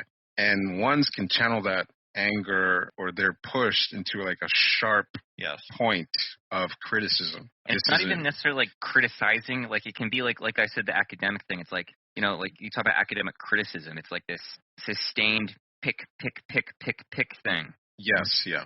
It's almost like an ideal, pure state that you're trying to get to, and you're chipping away, like almost like a sculptor chipping away at the parts that don't belong. It's directing that So like if 8 is just the energy bursting out, 1 is directing it through a channel Mhm. towards something, pointing at something. Mm. Yeah. That's how it feels to me. Yeah, it like 8 and 9 can be both very sloppy. Yeah, right, right. And but 1 is very precise channels. 1 gives Ilaria, that's part of her boss energy, right? Super boss. Right. Little boss thing. We were talking about grooves and attachment types and getting into grooves. But with 1, it's not like a groove so much as it's like the barrel of a gun that is like very clean, so the bullet just has no, just. That's it. I mean, that's the thing. It's that narrowing that force, that fuel through a straight something at something. You want to go to the image center? Yeah, let's do image. All right, so we are recording this at the end of another conversation we had that we're making another episode, and in that we were talking about how no matter what somebody's main type is, what a wounding it can be for people to feel that somebody is not seeing them the type that they believe they are. And so I said in the other recording, whatever, hell hath no fury like somebody who feels that their type is not seen, especially when they are mistyped. The type that they think they are. The type they think they are, is not seen. And, I'm fascinated by this from the point of view of how the potential for wounding there, like it's only in the last couple of weeks that I started to really realize like how intense that is for some people, but like the intensity of being seen and how we see ourselves. I think there's a way that we can view appearance, even inner appearance or ways we represent ourselves to ourselves as somewhat superficial, but it's a really important, really not well understood mechanism of the personality where we need to we uphold a certain view of ourselves, and that view can be more or less accurate, but we maintain that view in particular ways, and we draw from different facets of our experience to inform ourselves of that view. And so, no matter what our main type is, our heart fix is what we're drawing from to to see ourselves, to understand a felt sense of our identity, and to feel positively about ourselves, and to to maintain a cohesive sense of identity, as well as the habitual range of feelings that we allow ourselves to have. So Emeka wrote, in the heart image center, your fixation is your preferred way of maintaining a self-image. 1 might feel, quote, I should, unquote, show. And then 2, sweetness and care, like I need to show sweetness and care. Positive emotions, heartfelt love and affection, goodness and serving. And what I would add to people's general understanding about the centers and fixes is that you can think of 2, 3, and 4 as like 3 different sides of our identity, and that all of us, our identity is like it's not a fixed thing really. It's a in process experience, and there's 3 main stances. Like part of being in relationship, like 2, for example, is the part of the heart center, part of our identity that knows who we are through relationship, right? Like we know a part of ourselves based on the part of ourselves that comes out through relationship. So 2 fix emphasizes that. On type 2, it's like that's where they're naturally at, the part of our identity that arises from relatedness. And so in a 2 fix, you generally get these more relational feelings, generally more positive, maybe not more positive in 3 fix, but more like sweet feelings. Yeah. It's more relational. As compared to 3, for example, which is a good comparison, which is more accomplishment oriented. And I think one of the easy misconceptions is that 2 fixers and 2s feel burdened. There's a sort of there's a heaviness in 2 about feeling burdened or feeling like obligated or something. And that, like, I think it's on the outside, those 2 fixers are generally the most warm, touchy, physically touchy types, but like I think sometimes people can't see their 2 fix because they feel the burdensome part of being a 2. It's also like that people are imposing what they imagine 2 is in terms of, oh, I'm just a doormat that wants to help people and I don't know my own needs, but not recognizing that 2 fix is describing a way that their attention is going towards more relational concerns, how to be of service, of use to other people, to have like an ethos of, I don't want to be someone who brings harm to these relationships. I had a person who was typed recently. We were discussing about their two fix, and they were like, "Well, I'm not a doormat. I take care of my own needs, and I mean, I'll help people if it's not too much trouble, but it's not like I'm just running around helping people all the time." And I was trying to explain to her that two fix is like a sort of a perspective that you feel like you should be a point of contact that helps people, that you shouldn't bring any negativity in the way that you relate to other people, that you should be some kind of a source of care. Not to say that you do all the time, but it's like this is where your attention goes. This is the kind of image that you'd like people to have of you, whether or not you do anything at all. That's what a two fix would add to a personality. Did you want to finish reading those? Yeah, I'll go into 3. So Emika wrote 3: excellence, accomplishments, repressing emotion, value and success fitting a recognizable mold.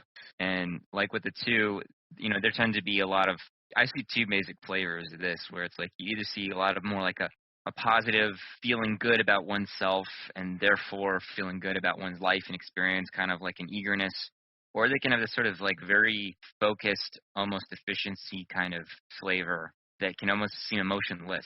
Mm-hmm. Yeah, one thing that energetically the 3 fix tends to add that I've been recently noticing is that 2 and 4 in the heart space have overt emotional notes that they add to something. Like 2 fix is gonna make someone express heart energy more Right, a overtly. Hallmark commercial. Yeah, just like there's gonna be more emotionality there. More Whereas color 3 with 2 and 4. Yeah, there's some color there emotionally in the heart space. Whereas 3 is the type that sort of clamps down and represses emotionality in the heart space, and in the moment it can feel icy. I think they feel deeply, but I don't think that they let it fly. Right.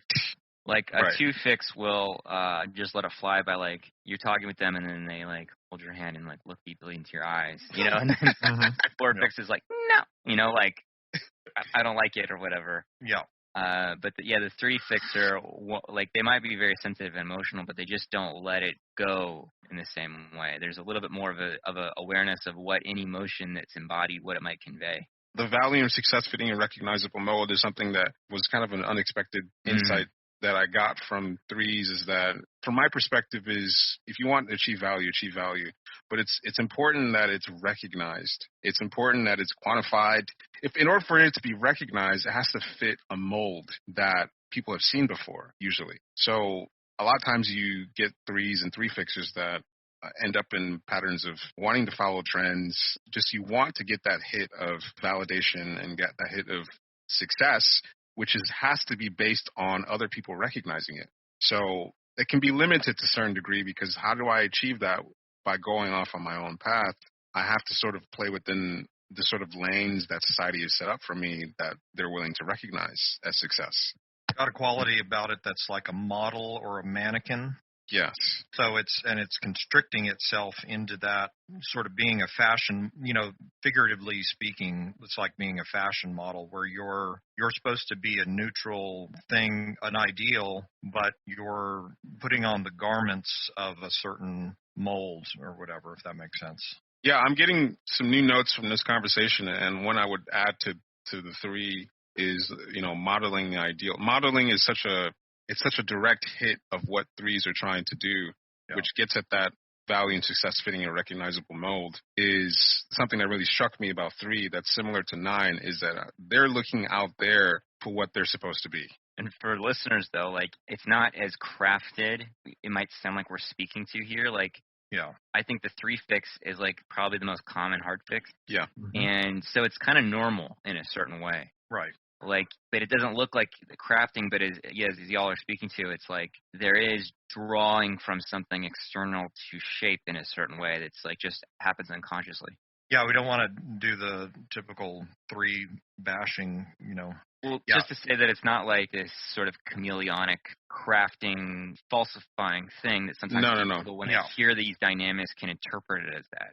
From what I get from 3s that I really value and appreciate is they can zero in on how to get from point A to point B. They can really zero on a potential and sort of the steps to get from there, like to motivate yourself at each step to say, okay, this is what you need to do to achieve this goal. And this goal is very clear and quantified. So I like to see the clarity that 3s and 3 fixtures have in terms of wanting to get from point A to point B, and the self-motivation based on like a prize. Mm-hmm. You know, that you set up a prize and it's like, I want to achieve this, and you work towards it step by step. And so I think culturally, I think Americans are very familiar with this. I think it's sort of embedded in American culture to, you know, set your goals and work at it step by step, and you'll get there. Motivate yourself. You can do it, you know, that kind of a thing. That's a quality that's like the psychology is another metaphor or whatever is it's athletic. Yes. You know what I mean? It's like everything that goes with athletics. You know what I mean? It's building up. There's a quality about it as a psychology that's muscular, working out towards goals. You know what I mean? Right. And it can be life goals, right? I mean, but it has that quality of running your drills and all that stuff, right? Yeah. You know, I think that phrase of like recognizable molds. Yes. I think that's really key because, you know, even if they're like social blind or whatever, I think that generally speaking, someone with a 3 fix will kind of directly reference genres in terms of their appearance and style. You know, it might be there's just like an intentionality of how they're presenting themselves. It just seems like that's what everybody does. But for a 3 fix, there's some level of awareness of the mold that I am signifying, or even just being a variation on. And another thing that someone, I don't know if it was you, David, that mentioned this, that something that's really common with 3 fixers is this sense of career. Yeah. And your life arc as representing this progression. I am what I do. Yes. And some people might hear that and frown at that as like, oh, that's not me. But recognizing that this is American culture, this is a big part of just being here that people don't realize, that there are a lot of cultures where people don't ask you what you do casually, like as part of getting to know you. So much of this culture is based around what you do for a living. Like identities are centered around career. And it's very much a 3 and 3 fix thing to not really put much separation between a career path in themselves and to see their identity based on the kind of career arc that they have. So continuing off of Emeka's thing, 4, withdrawn individuation, negative emotional states, chronic disappointment, self-distinct taste in aesthetics. So like 2 is me and my relationships with special certain other people. Yep. 3 is sort of me relative to people as a model for something. Yes. Right. And then 4 is me looking at myself and my relationship to myself, right?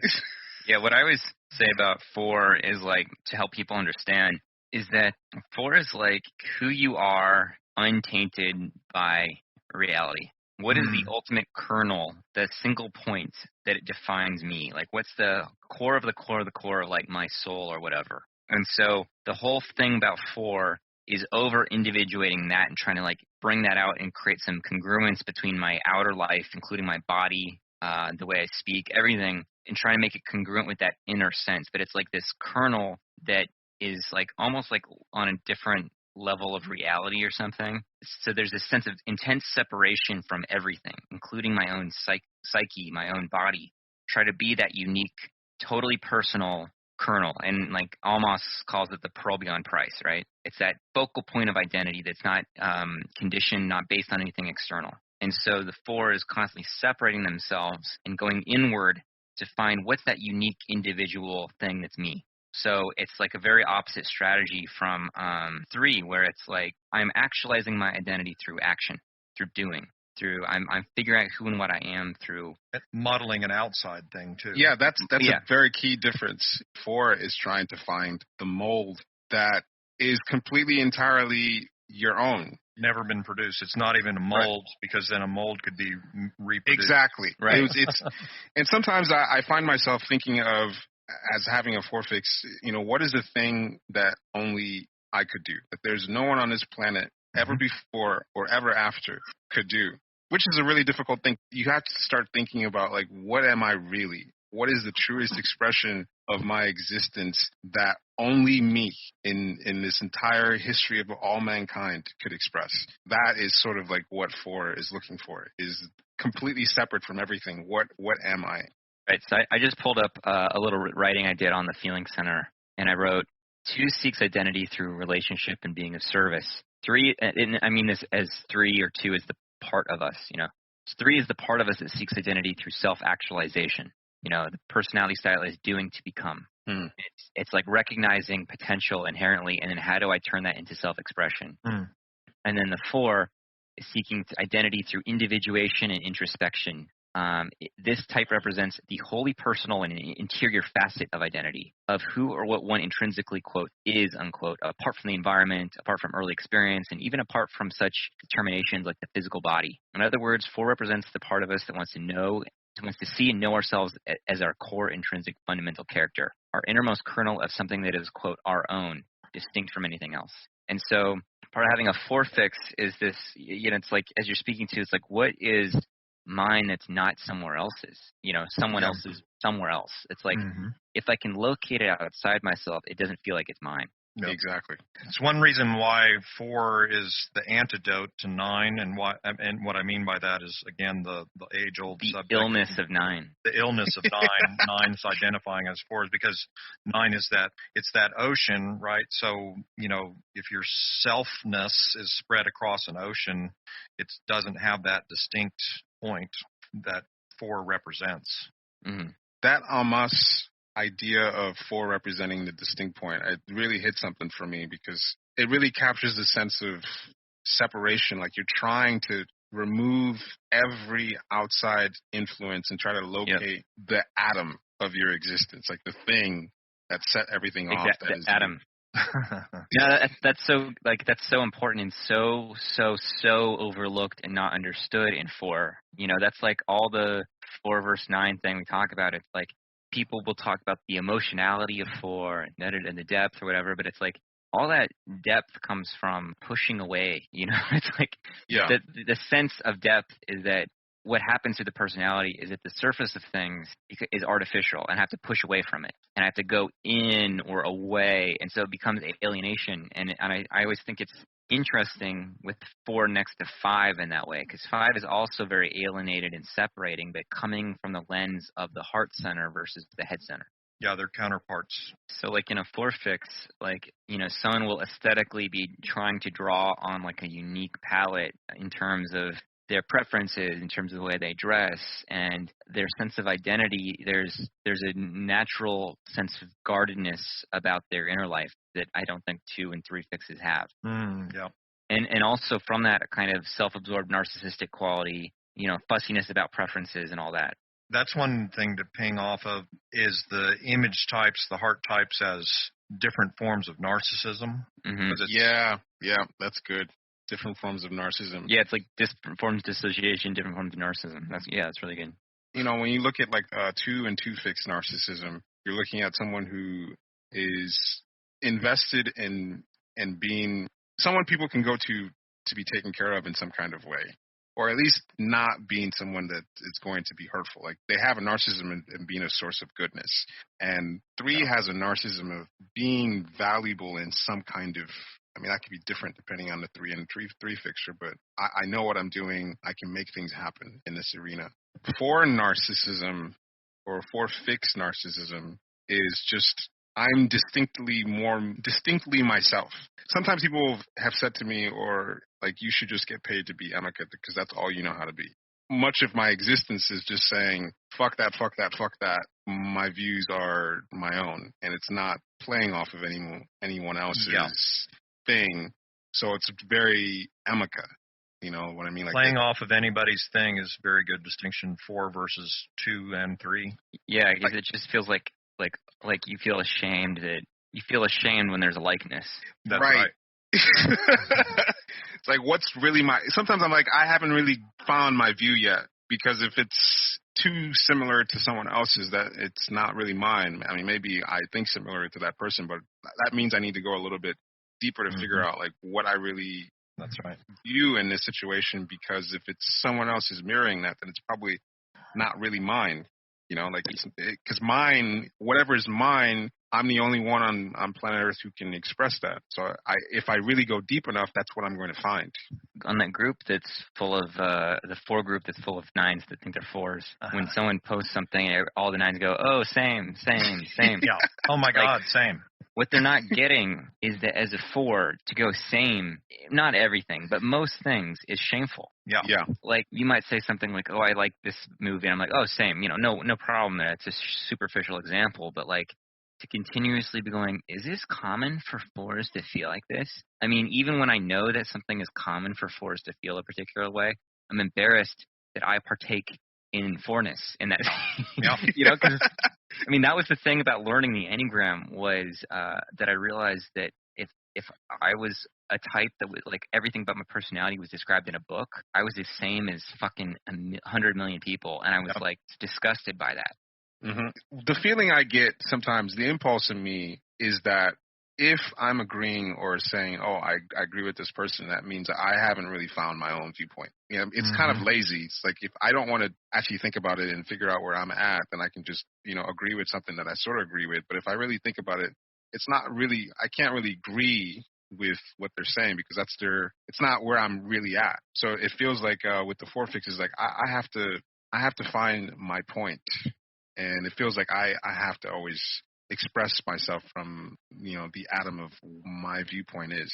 Well, I think the really great and simple way to put it, that, there's just this constant sense of pushing away, and it has to be like my interest in just politics, for example, is, I mean, I grew up, my dad's a political cartoonist, so even though I'm social blind, it's like, it's a weird thing I've got where I'm interested in it, but it's like, I started to be clued in on how people just like, it's a lazy way to put it, but didn't think for themselves in terms of adopting sort of cultural attitudes and opinions about things. Yeah. And part of the thing is like, because it's this reaction against what's like other things, there's also a thing in this comes up in 4 fixes where I'm holding up the shadow element, right? Like I'm holding it up, aren't seeing, and I'm kind of being the bleeding wound to kind of direct attention to how fucked up things are.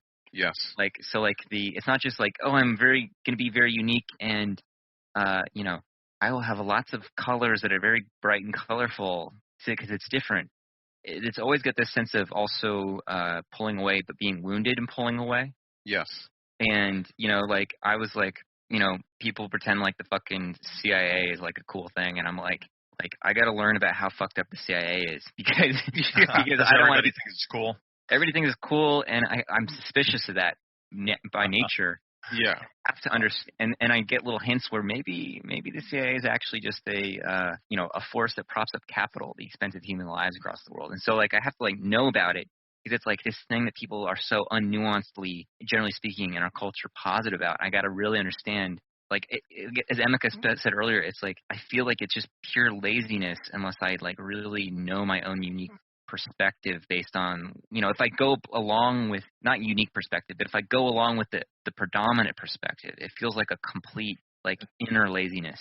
Part of what you're hitting on there too is with 4 and 4 fix is things aren't true unless the negative thing is the thing that's the truer true. Mm-hmm. Right. Mm-hmm. Yeah, that was one of the distinctions that I tried to make is that, it's one thing to want to hit on, your own unique and distinct perspective, but generally 4s are looking for that in uncovering and embodying negative perspectives or uncovering and embodying in the shadow of things. Because, I mean, generally the predominant perspective in the mainstream or just in general, people tend to look at things positively or neutrally. There's very few people that are wanting to look at the uncomfortable truth of a situation, which tends to be things are really fucked up. And so 4 fix is wanting to find a distinct point and to sort of separate themselves from where everyone is going. That's generally going to be in the direction of things are really messed up here. Things are really fucked up. And this thing that we're avoiding, this tragic problem that we're all not talking about, this is what we need to be talking about. Yeah. All right. Head center. So when it comes to a head fix, this is like this style of your thinking. So reading again from Emeka's little cheat sheet. In the head thinking center, your fixation is how you're compensating for not knowing and trying to navigate and understand what's real. Each head fix is overdoing a different style of insight. 5, dissecting, uncovering the unknown, conceptualizing, granular overfocus. 6, hypervigilance, guidance outside of oneself, orienting to a system or to a structure. 7, possibilities, animated interestingness, multifaceted options for experience. Yeah, I felt like this one was, the distinctions are pretty easy and clear, at least for me. It's very clear to me in what type of insight that someone is trying to use to navigate what they don't understand. Or even when in the context of people trying to figure out the Enneagram, people that are sixes or six fixed go about it a certain way. And it's a sense of, with 6 and 6 fixtures, for example, of trying to find an orientation to the structure of the Enneagram. Like they start to list different sources. These teachers say this, trying to reconcile the contradictions, and they're hyper vigilant about things that don't fit, asking lots of questions. And so it takes on a form of, even as they're trying to figure out what their type is, they're trying to prove it to themselves. So I see a lot of times with 6 fixtures looking at like, well, who wrote the paper on that? Being hyper vigilant about what the sources of something is. Like, I need to put a structure around this thing that I don't understand, that it has to be some kind of outside source is guiding me towards understanding. Well, there's a certain faith, in a way, in agreement, in corroboration. Yes. Like, not necessarily agreeing with the mainstream point of view or something, but the 6 fix naturally goes to, okay, this is something that others have, like, even if it's just this authority or just this book or just this scholarship or something, it's like, okay, this has some precedent and it's not just coming out of the ether. Yeah, and that pings with the thing we talked about in the last conversation, echoes. The attachment types are looking for echoes or attracted to echoes. That's and a very so good point. that kind of fits in with that idea, what you just said, Joe. Mm-hmm.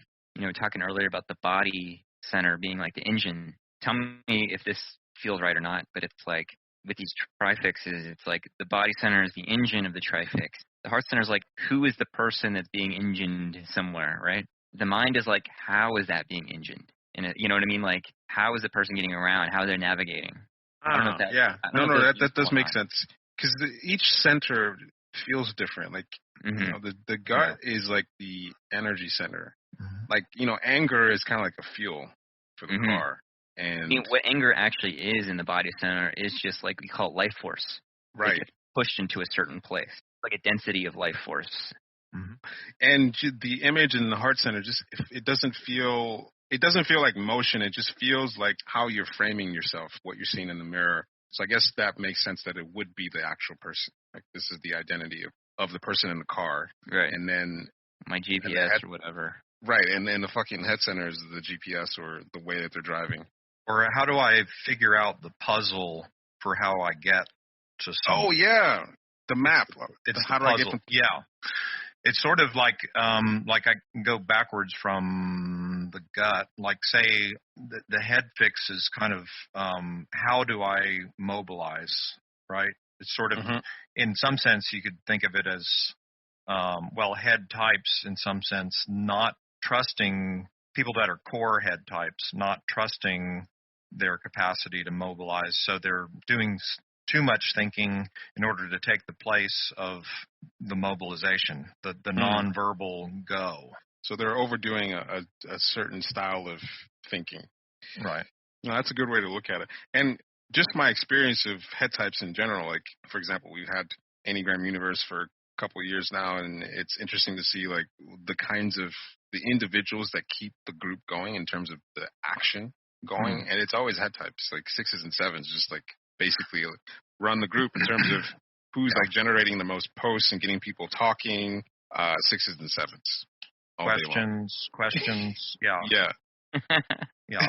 Yeah. So when it comes to the 5 fix, there's always this perspective to me where they're in a castle and like their exchanges are being like sniped, like shot down from a you know, because it's like there's like a spaciousness and but at the same time like a precision delivery, and as you said, like conceptualizing, granular over focus. But, you know, unlike the 6 fix, which is like, okay, this feels okay because it's pinging off all these sort of references and footnotes and all this kind of stuff. The 5 fix, it's not to say it doesn't value that, but those things are beside the point. which is to go into totally what's unknown. Yeah. And so, so you do get this kind of like, it's similar to the 4 thing of wanting to find the singular point of identity, but with 5, it's like if I go deep enough, I can find this singular point of insight into this thing that hadn't been seen yet. I haven't seen yet, which could explain everything. Like if I could just get to this singular kernel, that it's gonna explain the whole thing. It does feel similar to the 4th thing, but a totally different flavor at the same time. It's a different kind of being unique. Yes, exactly. Yeah, and I see 5 fixers constantly like to throw something a little bit provocative or challenging, or that they like just to say something a little controversial, like just to kind of get it out, like being contrary in a certain way, not like a 6 contrary, which will be more like devil's advocate, but just sort of like saying something that's a little bit gonna like wind people up or something like that. Mm-hmm. Yeah, it feels like 5 fixers are gonna get into some corner of. They're going to go into some far corner of an idea, and so they're pushing out concepts or viewpoints. It's like they're putting themselves in a corner in a way, whereas dropping bombs from that corner. Right. Whereas six fixers, when they go crazy on social media, it's like, oh, there's conspiracy theories. Did you know these CIA's cooking babies in vats of oil? Some shit like that. That is based on hearsay, but a 5 or 5 fixer might put something out there, but it's like they've gone so deep into it, and it's not just reactive hearsay. They're gonna like list out like, this is why I think this thing, and overwhelm you with. They're gonna build it. Right. Like they've gone so deep into this off the deep end thing that they can go all day listing their reasonings for it. But I think the difference is that 5 they hone in on one point usually. Like it's gonna be keep pressing that button. Granular over focus on trying to find the singular point, but then overwhelming you with shit around that point. Whereas 6 can feel like a bunch of references and trying to orient, but it can feel more chaotic with the 6 fix because it's like I don't know, like distrusting the process even while they're doing it. So six fixers are like I'm not sure, and I'm trying to find some footing here with these references and with these outside sources to try to land on something that I can feel okay with. 5 is kind of like condensing down into a fine point. It's like a nuclear tip. Yes. Right, where and there's a power element there, just as nuclear power, that metaphor is alluding to, where like I'm condensing, and I've got this bomb now, right? It's so packed tight, and it's in such a small space, but I've got this bomb back here in my bunker, right? And it's a certain kind. So that's a certain kind of actually like attaining power, right? And that, you know what I mean? Yeah. John, you remember with the show Dark that we just did the pod on, looking at the show as this huge labyrinth, to find out at the end that everything comes down to a singular point. Exactly. Origin. And then once you figure out the origin, you can reconstruct the whole thing from a different point of view. Mm-hmm. Exactly. And so it was really cool to see that show was structured in that way, that everything was leading to a singular point. And that sort of is a good example of what 5 and 5 fixers are trying to do. It's like you're trying to find this origin point and work from there. Yeah, exactly. I think in contrast, the 6 fix, there's a lot of justifying.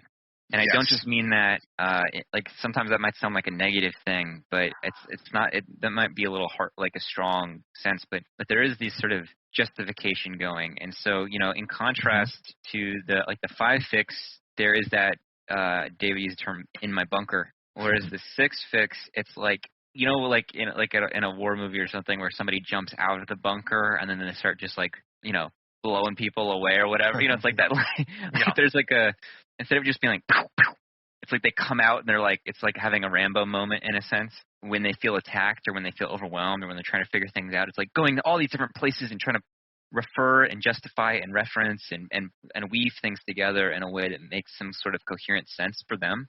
Mm-hmm. And when they're like feeling attacked, though, it can be this kind of just unloading. A 5 fixer won't generally speaking, unload quite the same way. Right. Whereas like a 6-6er, you'll get these moments of just like expulsion of something. It's also partly that it's a superego type 6 is. Right. And so there's the constant thing of, are my views or your views morally good or bad? Mm-hmm. That's a huge apparatus to bring into some places, that it doesn't need to be brought into, let's say, right?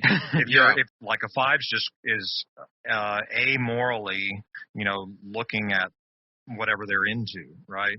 They're not. Right. It's not about, which side am I going to be on at the end of this, and is it going to be the good people?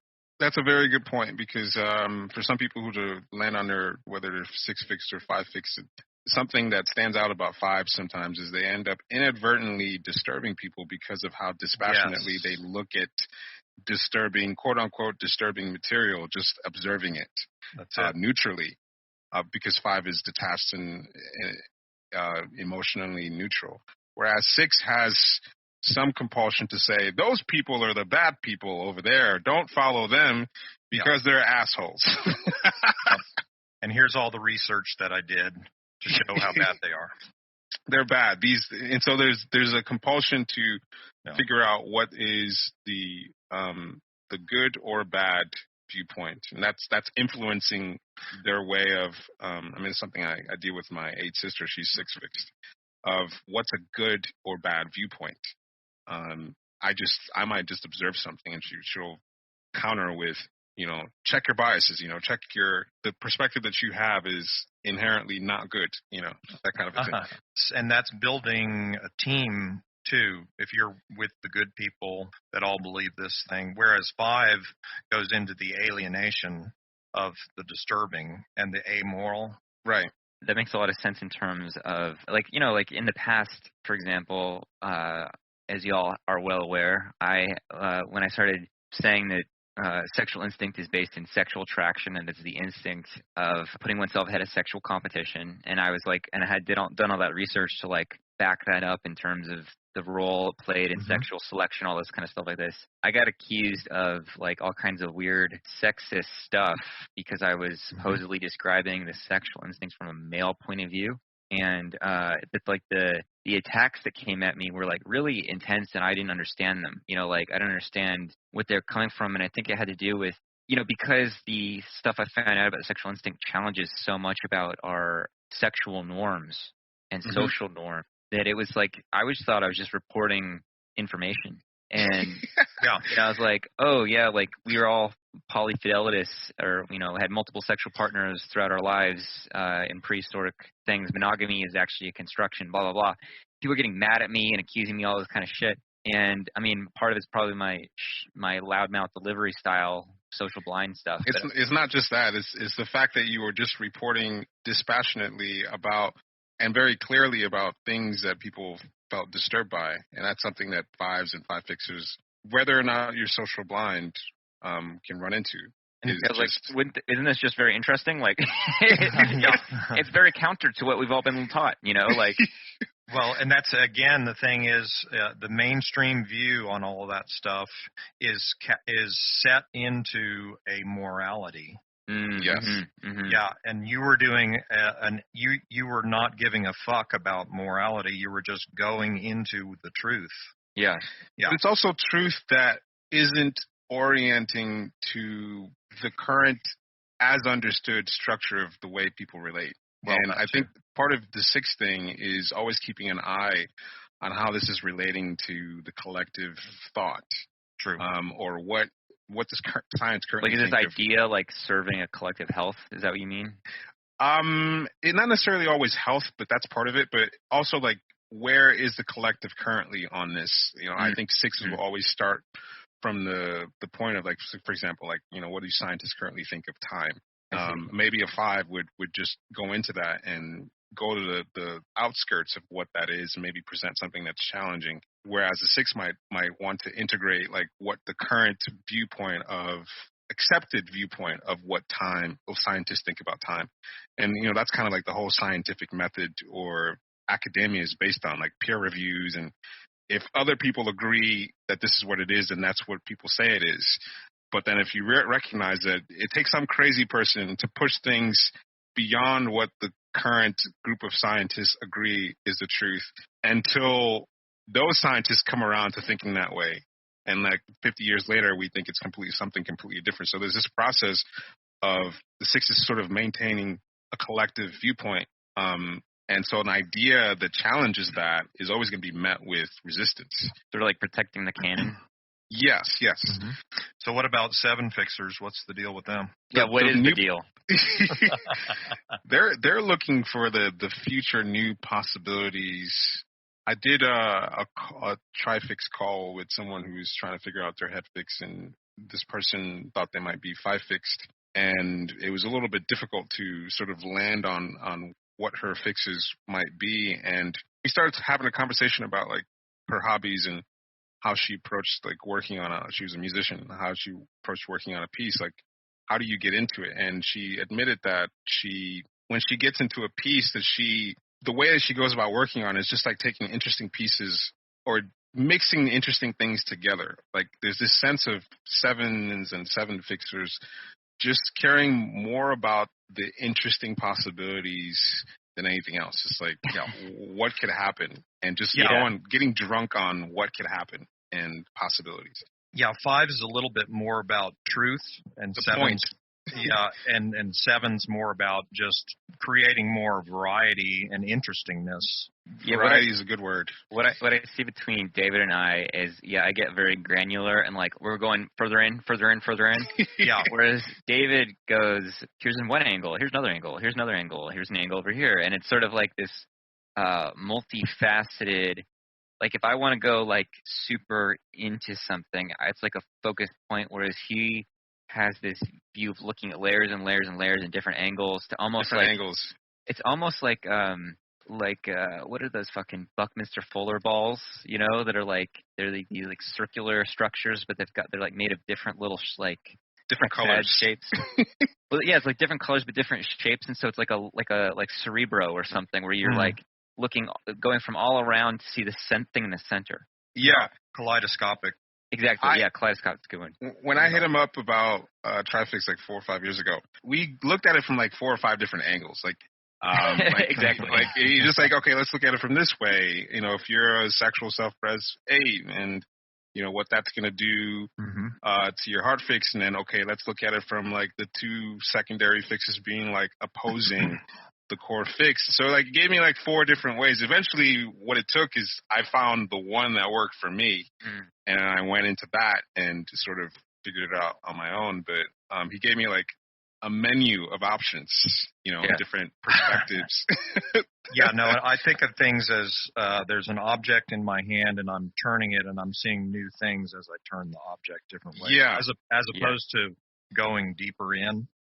Yeah, and what worked for me is like, I had to find the perspective where things clicked for me, where I could see clearly, and then I just wanted to go deeper into that perspective. I think what it was just the zeroing in on the center alone, because I wanted to see like the thing in isolation from other things. Right. That's basically what worked for me. Is like all these other things were interesting, and they eventually all made sense once I was able to pull back.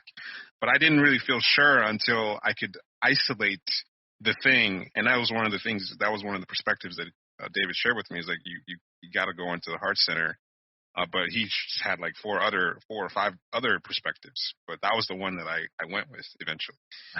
One of the things with 7 too, maybe it's part of what I already said, but is just interestingness, colorfulness, unusualness, exoticness of a thing, an idea, a person is all it needs to be, right? Yes. It doesn't matter if I'm burrowing into the fine point that is the truth. It's just, is this thing, does it animate up into a 3D architecture that's a really cool thing to look at? In my mind. Yeah, it's totally, yeah. Yeah. Sometimes you'll sort of forego maybe like what's, say, realistic. Yes. Because it's fascinating or cool or novel. That's it. It just feels it means like ideas for the sake of entertainment. That's what it feels like to me. That's it. That's right. It's like on the 7 call, there was a lot more. I got a deeper sense with the core 7s of just how much it's, I guess I always associated 7 more with doing, but it really is so much in the head, conceptualizing and, Imagining. Yeah, that's a good 7 fix word is imagination. And one thing I learned from that typing call with the person who was looking at their head fix 5 versus 7 was just the amount of wanting to actualize imagination, just to taste it and move on. Because if you stay too long with it, it loses this sort of color and wonder.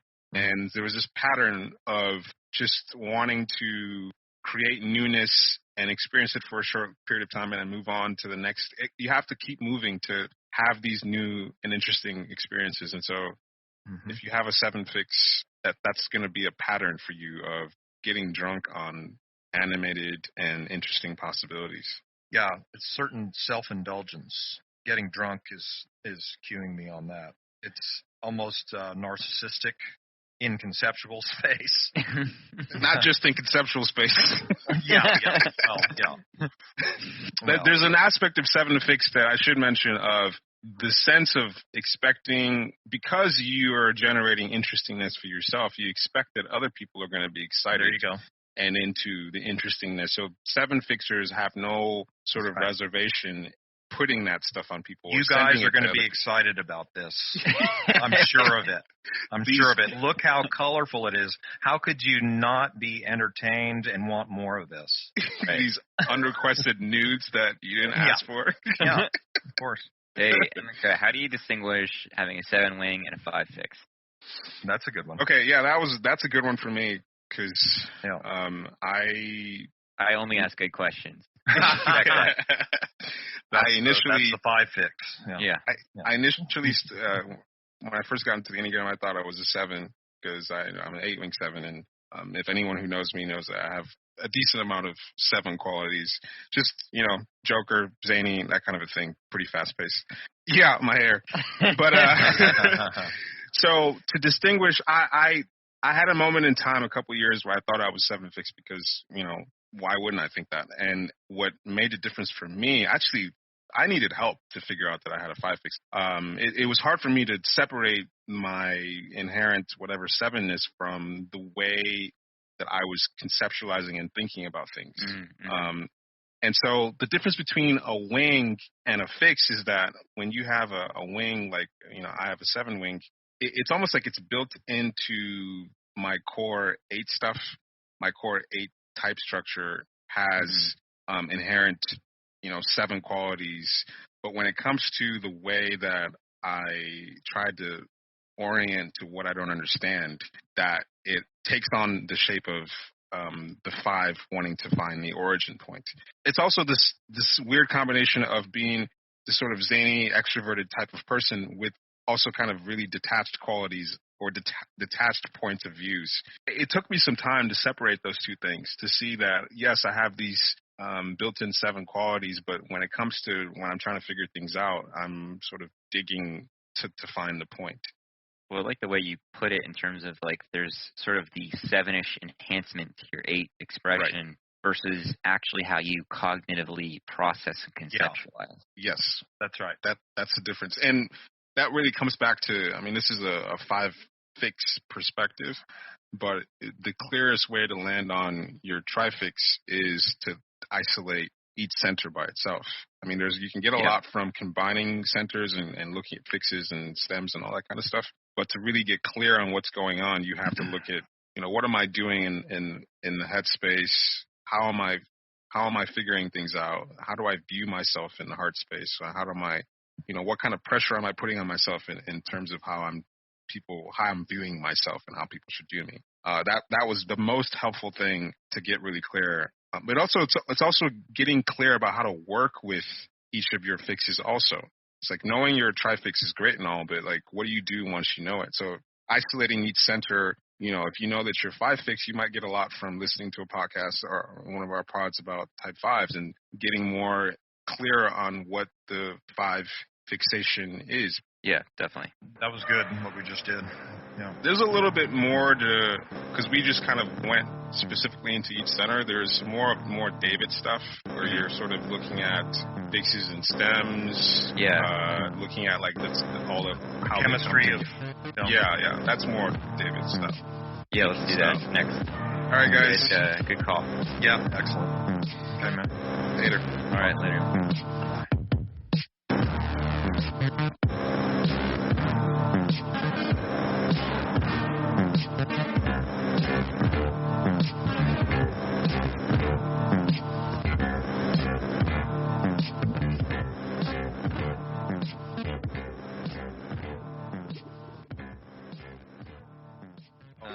John's gonna love this next one. So this next one, I call it the bigger pain. And this is 146. Yeah, 146. And why are you doing an Italian accent? I can't. I happen to be married to a big pain. Oh man. And, from Rome. That must be horrible, John. It is that awful. must be. It is really hard. She's very spoiled. Part of my dumb thing is I'm like, you don't really love me, because she's like so like nitpicky and stuff like that. She's like, no, John, that's the way I am. You deal with this, you know.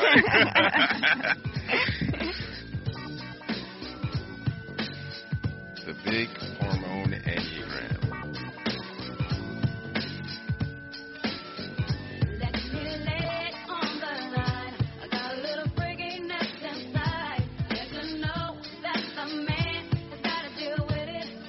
Hi, I'm John Lukovich, sexual self-pres for the 5-wing 458 trifix. Hi, I'm David Gray, self-pres sexual 9 with 1 974 trifix. What up? It's Emeka. I'm an 8-wing 7 sexual self-pres with 854 fixes. Hi, I'm Nancy. I am a self-pres social 3, wing 4, with a 369 trifix. If you like our podcast, guys, make sure you go like and subscribe us on the Apple Podcast app. And if you really like us, you should definitely leave us a review. Oh, Nancy's yawning. Oh, she's so sleepy. Welcome to Big Hormone Enneagram. Today we are talking self-care. Enneagram. Just kidding. Real soft for Nancy. Yeah, real soft for Nancy. Sleepy time for Nancy. We're back at our tri-fixation series where we are roasting the tri-fixes, and we've done part 1 and part 2. Go ahead and listen at least to part 1 so you get a sense of what we're talking about, what categories we're applying to understanding the tri-fixes. Today we're going with the one-fixers, which we have neglected to get to. But before we do, we got complaints from a DJ tri-type that we did not properly roast the DJ tri-type. Oh, we're going to do that. We're going to do that. We're doing that. So we will always give you the abuse that you are looking for. Yeah, you know, if you need... Please, Daddy, give me more. If you love abuse and you love the Enneagram, you know, come to us and we will emotionally abuse you. So yeah, that's given what they need. Conscious humiliation. So well, if they pay, they can get more. That is true. That's true. Premium level. Another level. That's what our Patreon is for. That's what we offer on our Patreon. You know, that would be amazing if somebody paid me to slap the shit out of them. Oh, there are people who would pay you. Oh, man, that's okay. Yeah. We need to get on FetLife. Emeka's OnlyFans. So, yeah, DJ tri-type. So we talked about how they want to raise the roof, and what we neglected to say about the DJ tri-type, which is 793 combinations, is that they don't take responsibility for shit. Mm-hmm. I think we also mentioned that this is someone that might raise the roofie in your drink. Yeah, they have a way of you know, 2 assertive types, but kind of softened by the 9. It means that they can do some sort of egregious shit, but have a way that it rolls off their back, and they kind of charm other people out of it and don't take responsibility and kind of redeem themselves a little too quickly. And they can be very, like, seemingly naive, but they're very conscious of their manipulation. Yes. I like to throw this in there. I don't know if he's for sure this trifix, but let's just say he is. Kevin Spacey. I think might be a DJ Trifix. You remember that when he put out that video of that he filmed in his kitchen? Let me be Frank. As Frank. Fuck yeah. After he was, all these allegations of raping teenage boys and stuff, like the sort of balls and the sort of letting all that stuff roll off his back and not giving a fuck. He got away with all of it. This Trifix is just so much fun, and they're so easygoing and so likable that they could get away with things. There's another guy, or an example in my life, Odie's friend, a comedian friend, who was accused of a lot of weird shit. This guy would sneak into his ex-girlfriend's house and pee in her shoe. Stuff like that. But he was like the most charismatic, like comedian, type 739. And he got ran out of town here in Chicago because people found out what he was doing. But the whole time, he just wouldn't take responsibility. If you imagine anybody at an EDM festival trying to grope you, they are this tri-type. There you go. Would there be I have a question because I think one of my exes is probably this tri-type. Well, but so here's my question. Would there be a whinier version of this type? Definitely. Yeah. They can be whiny? Yeah. They're very bratty. Okay. All right. Yeah. All right. So I think but chill. Got a friend from way back who's this tri-type, SPSX 973, and he's just coasted his whole life. I mean, he's just gotten his parents to take care of everything, and whenever anybody tries to rag on him about having not worked his whole life or whatever, his dad was a doctor and stuff, and they've just taken care of him. His mom's a 2 enabler. So he just slips out of everything and just giggles, and that's it. and you forgive him. It's one of those deals. I think this is the hot airhead Trifix. That's what it is. Yeah, airhead is perfect or this himbo. guy. Bimbo. Yes. Himbo. This guy is a total himbo. My Laura has a friend who he's like fairly wealthy, and he runs this like festival in Costa Rica. And I was like, how did this goofball? He's a DJ, like literally a DJ. How did this fucking goofball run this festival? And yeah, he's a trust fund kid. Like, sort of, he's got enough 3 in him where he's not a core 3, but he's got enough 3 in him where he can present this air of having succeeded on his own. But it turns out not so much. There's also a literal exhibitionism with this. Yes. Oh yes, Big the time. Nudist, hardcore. This guy, like when we all get together, our high school group of buddies, he always gets out of his car with his shirt off, and he's perfectly in shape, and he's the one that's, he's one of those guys. Ugh. Yeah. I always see those guys in Richmond, and I just want to barf on them. Yeah. You'd be into it. Oh, God. So that should be a sufficient enough Roast. abuse. Yeah, Roast. Yeah, that's right. Good. Y'all are dumb as fuck. That's what. And we dislike all of you. Great. And you're kind of hot. Yes. We will hook up with you and forget about you the next day. Yeah. We'll regret it. Yeah. You probably have a lot of DJ tri-types in your past that you regret. Yeah. That's how it goes. All right, so getting on to our one fixers, and something before we get into actually that I wanted to bring up that I think is interesting and has become more apparent to me in doing this series is the role of the body fix. Oh yeah. And how, like, I don't know, just how strongly the body fix shows up no matter what the tri-fix is. So, like, even if we're talking like a 4, how the 4 is energized or fueled is going to really show up from the body fix. And so I think, like, when I was reviewing the last call, it was like we went back to the body energy just intuitively all the time because the body energy was what was fueling the other fixes. The emotional fix and the mental fix. And I don't know if you guys have anything more to say about it, but I thought that was just interesting. Yeah, I think we should do a call where we just talk about Trifix in general because I think a lot of people that have been enjoying this series are still like, how do I figure out what my fixes are? And some people have been able to do that from these roasts, but just like getting into each center and talking about like some of the energetic qualities of each of the fixes would be cool.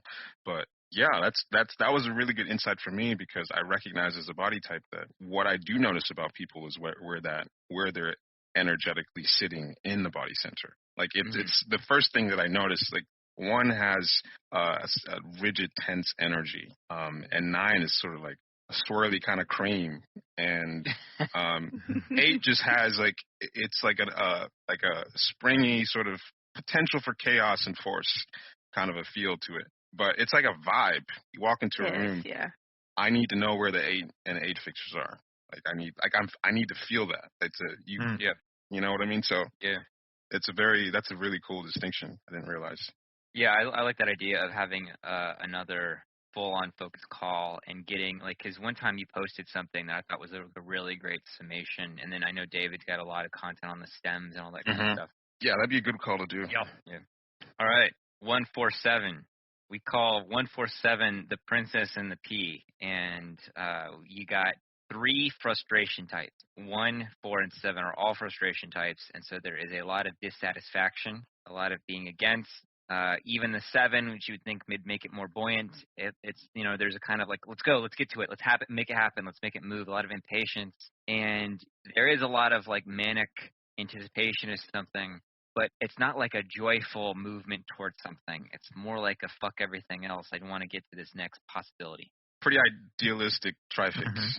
One of my best friends is this trifix, and it's a lot of fun, but it's like certain faux pas or misunderstanding or something like that, and he gets very fucking pissed off. And what I find, he's a bartender, and one of the things I find he's a core 4, but I find very interesting is he's a pretty skinny dude, and I find that, and maybe it's my fix or my wing being a 5 wing or something. He's got a 3 wing, and he's a social type.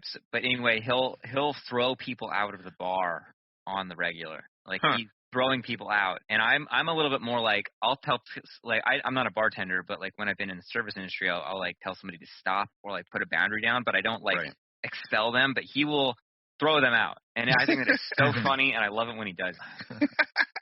He's like, I hate Spanish people. It's like, people from Spain that, will just like not tip or whatever, and he'll just get like, try to like, start shit, and he'll just like, no, I'm throwing them out. It's time for you to go. I'm cutting you off. So that frustration right there. Yeah, like can't take any bullshit. Their bullshit meter is like already full all the time. Exactly. So a couple of famous examples. Jordan Peterson is a pretty famous example of this trifix with the core 1 and social self-pres, and he's gotten famous for a lot of his angry statements he made about transgender or the gender pronouns, and so he became like a firebrand for a kind of, I don't want to say alt-right, but just alt-right. I mean, he's a fucking idiot. Alt-right adjacent, know. No, he's definitely a pipeline. He's like, cultural Marxism is undermining the West. That's culture. If anybody says cultural Marxism, they're an alt-right person. But on one hand, I thought he was interesting in terms of a cultural phenomenon, because this guy single-handedly garnered so much attention, and part of it is just the 4 and 7 fixes whip up a lot of interestingness around people. Pay a lot of money to go out to go see him at lectures, because he has a way of weaving a lot of interesting, psychological things. Yeah, it's just he's a really interesting character, but he also has a lot of problematic, politics. But one thing about him is, because as a core 1, it's interesting to think about, because he's got the integration and disintegration types, and so that's a weird, and it creates a lot of drama, I think, and swings. And 7 and 4. That's a really dramatic, polarity right there, right? Yeah. And he's also into like the big idea, like a 1 that's into the big, wild, new idea or whatever, even though a lot of his ideas are not new. You know what I mean? He's looking for the big splash.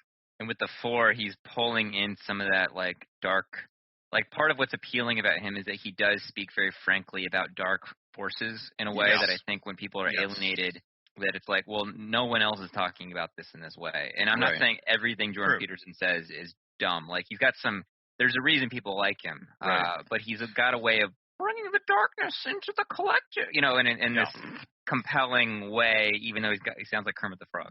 Yeah. Oh, he doesn't look like he would sound like Kermit the Frog. Damn. No. Yeah. Weird. But he's got a lot of force in interviews I've seen. There's always people putting up interviews. Jordan Peterson owns reporter, like because he's good at debate, except when he's debating Zizek. Yeah. Watch the A real Zizek philosopher. debate, and he just fucking is demolished. Oh, is he?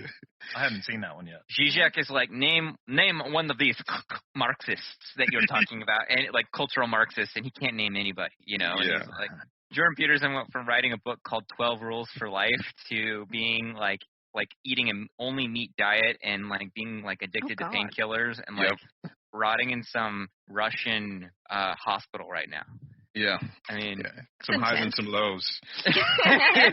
Serious highs and lows. The high of 7 and the low of 4. Yeah, you got the addiction, you got the self-hatred, you got the morality, you got all of that in this tri-type right there. I saw an interview with him where I was getting uncomfortable because he was he was on the verge of breaking in tears for like 20 minutes, and he broke. I've seen that one. Yeah. I was like, dude, can you go somewhere? Pull yourself together. Shit.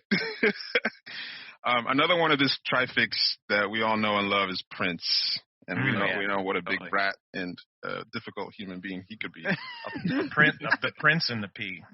Yeah, exactly. Well, like I didn't know how much of an asshole he was. Like just looking up videos and the way he treated other musicians and musicians that worked under his label. I'm like, this motherfucker right here. Big entitlement, big brat, but also like aesthetically, his like frilly. Like, he's a sexual self-pres, so it's not like social that he's drawing from to get that kind of royalty look. It's right. The one-ish picky 4 with 3-wing refinement thing that's going on. It's like you see the 1, and then you got the 7-ish.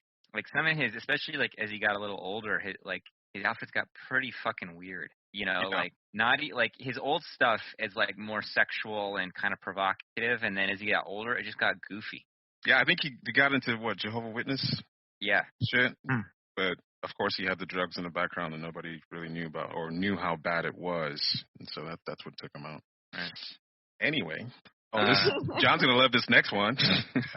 So this next one, I call it the bigger pain. And this 146. Yeah, 146. And why are you doing an Italian accent? I can't. I happen to be married to a big pain. Oh man. And, from Rome. That must be horrible, John. It is that awful. Must be. It is really hard. She's very spoiled. One of my names for her is Monella, which in Italian means brat. And this tri-type is very funny because it's you've got the 2 frustration of 1 and 4, and both of those types are very specific and picky in different ways. And then you've got 2 reactive types, 4 and 6. And then you've got 2 super ego types of 1 and 6. And so it's just somebody who's very specific and very picky, basically like a huge pain in the butt. Triple critical is how I think of it. Exactly. Yes. So Ilaria is always like part of my dumb thing is I'm like, you don't really love me because she's like so like nitpicky and stuff like that. She's like, no, John, that's the way I am. You deal with this. I was trying to make the distinction because with all these 1-fixes, there are a couple trifixes that are just super picky. But one thing that stands out to me about 146 is whenever you throw 4 into a trifix, it adds like a level of self-absorption that just really makes it this trifix more difficult than say like I don't know like a 126. It's not really wedded to as much of a moralistic external structure. Right. It's more like I think that you're fucking up. And therefore you should. Therefore, you should feel like shit. It's highly subjective, and so you can never quite understand what their metrics are. Right. And so you're constantly kind of like, what the fuck am I doing wrong? And it's always changing. And so some days it's like cool, and then some days whatever you're doing is like the worst thing ever. Sort of a martyr thing too, right? Sort of reverence for being a martyr somehow, or suffering. Like you can never understand my big pain. Yeah, that's it. You can't even understand. You can't grasp what I'm going through. You just need to continue to suffer under my criticism forever. You'll never understand my big pain. It's one of the things that like I always imitate her, and so one of the ways I do is her no, I don't like it. A lot of no. Yeah, a lot of no. 1, 4, and 6 are all no. Yeah, very. this This fussy, no, it's very cute. One of my closest friends, Chisar, who I think some of you have seen a video of her in the group. Mm-hmm. She is this trifix, but as a 6 core. There's no other way to explain it. Just super picky about everything. Something's always terribly wrong, and she's the martyr in this situation. It's amazing to me sometimes of continuing situations so that she can continue to criticize someone who's done her wrong instead of just cutting it off. And the 6, so like the 4 will be like, this is tacky. Like all my subjective preferences are like really like I'm judging everything by my subjective preferences and taste and aesthetics and how artificial things are. And then the 1 is morality and how things should be. And like are you making sure to eat absolutely no meat this week or whatever. But then the 6th thing is like everything in my life is going to go wrong too. So it's like not just these sort of subjective preferences. It's also like, but life is fucking up too. It's like that's where all the pain is coming from also. Yes. I'm being targeted. Right. Yeah, we know somebody who is also like that. All right. 145. 145, the insectoid. Do we have any famous people for 146? Yeah, let me get you some famous people for 146. Yeah. I believe John Malkovich is this trifix as a that makes sense. We also have the comedian George Carlin. Oh yeah, there are a couple type 6 comedians that I feel have this trifix. I think Larry David is this one. Yes, 6 core 6. Right. Everything's going wrong. Everything's bad, and he's always creating the worst thing that could happen. Right. But yeah, those are 2 good. I think Meryl Streep might be. This is a sexual core 1. 164. That could be. But yeah, those are some celebrity examples. All right, 145, the insectoid. This one's pretty rare. This one's pretty rare. I have a friend, Jamira, who was on our 5 call. It's this tri-type. And it is highly specific, but it's like the weirdness of 4 and 5, but the picky morality fussiness with the 1. And so it's sort of like where the useless beast has the 8 fix, and so it's like my weirdness that I'm kind of pushing onto things and pushing and kind of being forceful about. This is like having a highly, highly obscure and subjective vision that everything else is failing to live up to. Yeah. Why did we give it the name insectoid? This tri-type, at least for me, insectoid in the sense of something very alien, but it's also like the alien quality of that 4-5 with the hard angles and the rigidity of the insect body, and I really think of like like a wasp sting or something like that. Right. Or a praying mantis's long talons that like come out of the void and be like, no, that's not right. And you've got 2 competency types that can so 4 is not very expressive, despite what everybody says. Like they hide a lot of their expression. You can tell that they're feeling a lot, but it's like smoldering disdain. And then you got the 2 competency types. And so it's almost like how we talked with like Flatline, where there's a hidden thing about their emotionality, but here it's like there's 2 frustrations going on and 2 competency that kind of holds it back, and so it's like just very sharp. Every observation is sharp, every critique is sharp, and like I'm not dragging Jamira if she ever listens to this, but like her art is like super refined and very delicate and very specific, and there's no chaos. I mean, there's chaos, but it's like very deliberate. 1 and 5 are really kind of micro, in terms of like 1 is anal, like detaily, right? And then 5 is, of course, granular, micro. Anyway, so that gets to insect, right? Right. Yeah. Down in that world, Yeah, that's what I didn't realize. These are probably the most self-specific in each center. 4, 5, and 1, like razor sharp in terms of making distinctions. Sharp, yeah. Yeah. And all of them have a kind of microscopic view of their respective center. Mm-hmm. On my site, I've got the name, the reflective dissection. So dissecting gets some of that sharp. And I think these 3 types also, in my experience, have been the most rare that I've come across in terms of just people that we run in life and on these fucking forums. I think we might have had 1 type 1, that had come to one of our groups, like maybe one that we've typed, and we already know how rare 4 and 5s are in general. Yeah, I would say That's that's probably the rarest tri-type. That's one thing to say about tri-type in general, maybe for that podcast that we eventually do, is that certain fixes are more rare. Mm-hmm. Right? Yeah. No, every type is evenly distributed. Why would that be? Yeah, no, it doesn't make any sense. All right, 3-7. Welcome to my TED Talk. Okay.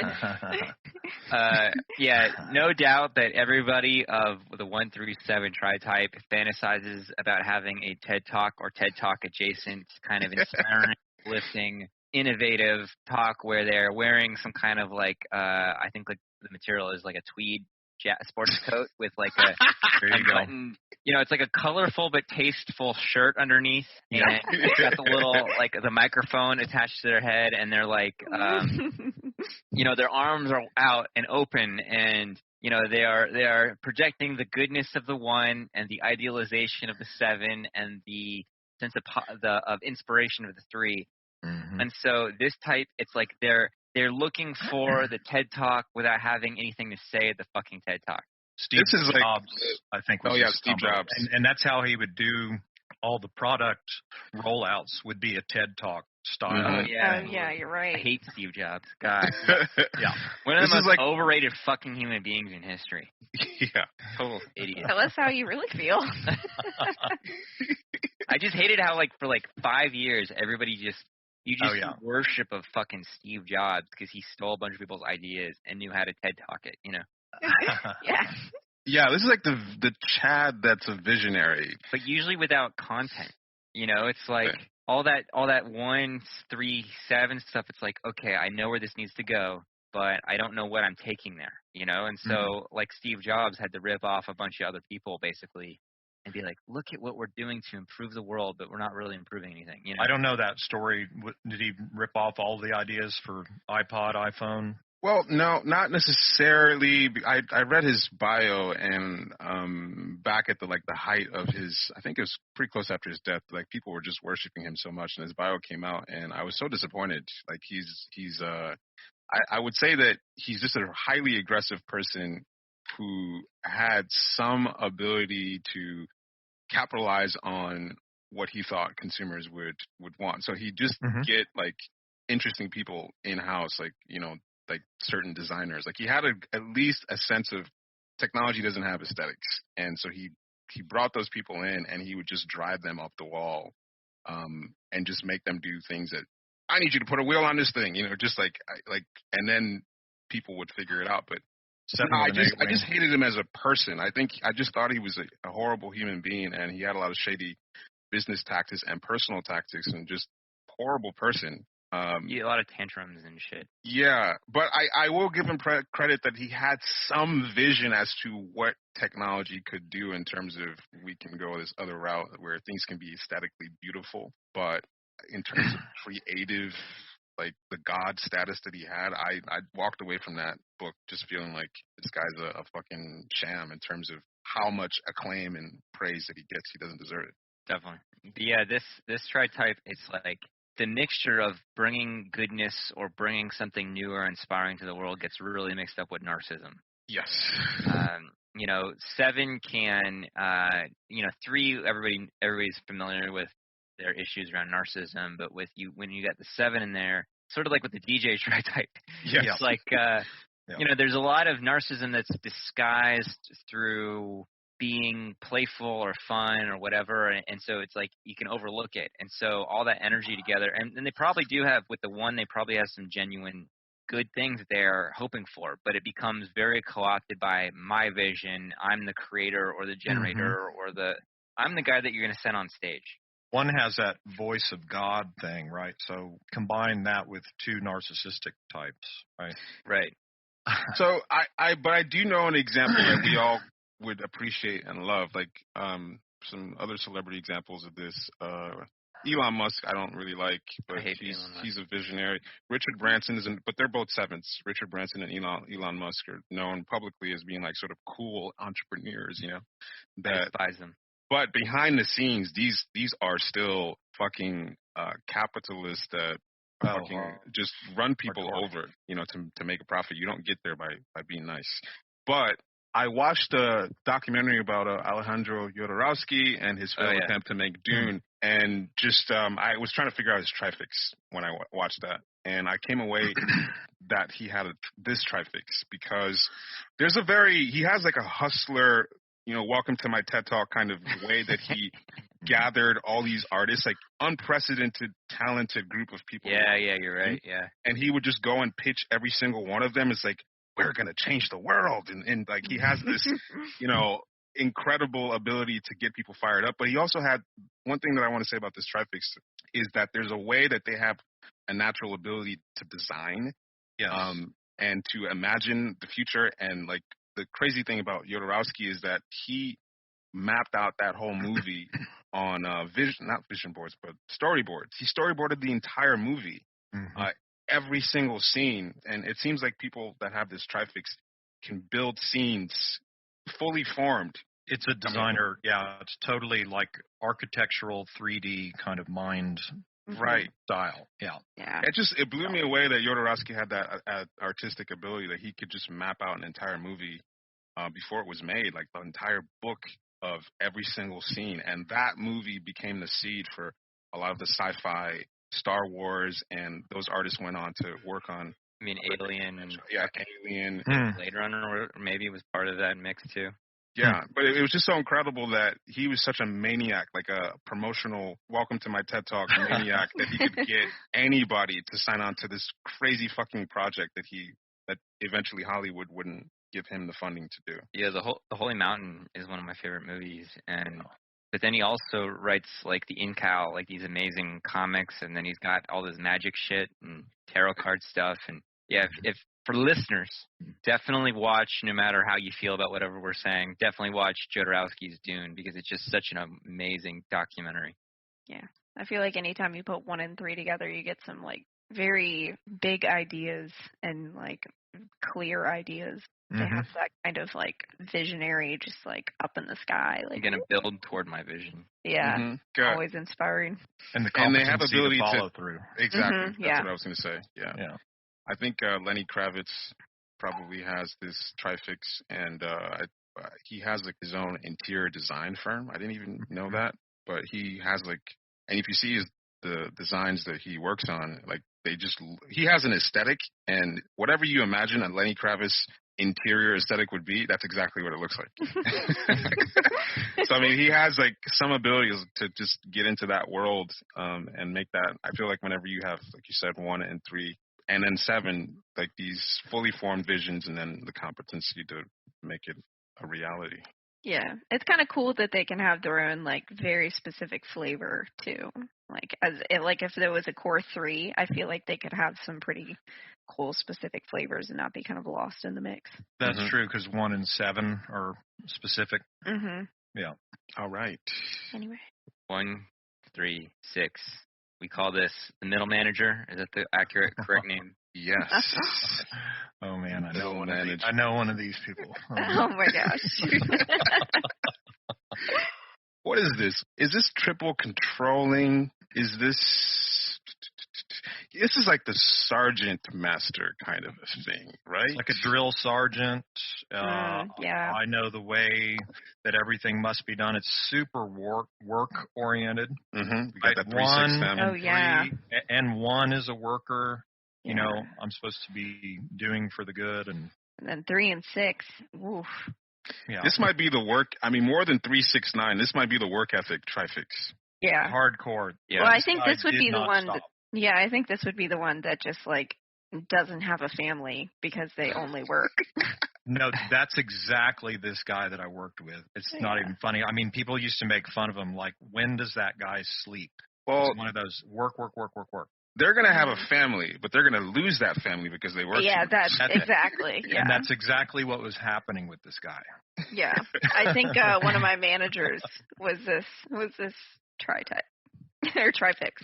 Yeah, no, they'd love to manage. It was miserable. It was miserable working for him. I have a friend who's a sexual type 3, who's this type, and without saying too much about her, I know that she is very micromanaging of her partner. Micromanaging. That's what the word. That's the word we're looking for. Yeah. Oh my God. This is from that Office movie. It's like, I'm gonna need you to get that TV. Office Space. Yeah. I'm gonna need to get that done. Yeah, that would be great. This tri-type can get really bland. Because it can get so invested in the work that the personality becomes around the work, and then what else is going on in the personality? It's just like internalizes all that stuff and finds that right direction and right role. Like the 1 and the 6 and 3 can be really in different ways about right role, like whether it's like social role or professional role, or how me and you are doing as partners. Yeah, standards. Standard, and it's almost like a preset vision for how interpersonal dynamics are going to go. You guys know about my 8 sister, but I have a 3 sister who has this trifix, and she is a really difficult person to deal with because she has these standards she's a social type, how people should relate to her. And once you cross a certain line, like, she gets so upset and she cuts people off. Her life is like, if you look at her Instagram, it's like a fucking Oprah lifestyle magazine or something. Yeah, no, I couldn't believe it when you showed me how it looks like she's in a magazine, like she doesn't leave the magazine. Exactly. Like, she travels a lot. And sometimes you're like, this person likes to travel, but a lot of times I feel like you're traveling so you can get these magazine photos from these exotic locations. She goes out to brunch and dinner every week, but she has these perfect photos of her just, dressed to the nine with her friends, and it's like, you just have such a great life. But it just feels like certain standards have to be met. People need to behave a certain way. I need to have the right apartment, right, but there's an anxiousness there of am I meeting those standards? And so it's uptight because of the 6. A lot of stress. I feel like they're like tight up in the like upper chest area, like they hold all of it, like never really breathing. They're like in that number. And that's why it's like it remains a middle manager, because in the middle of a company, that's where the most anxiety is. Like, you need somebody who's going to keep the underlings in line, because when you get to the upper level, there's a lot more power plays involved. These people are just trying to keep order in line, and that's what this trifix is good at.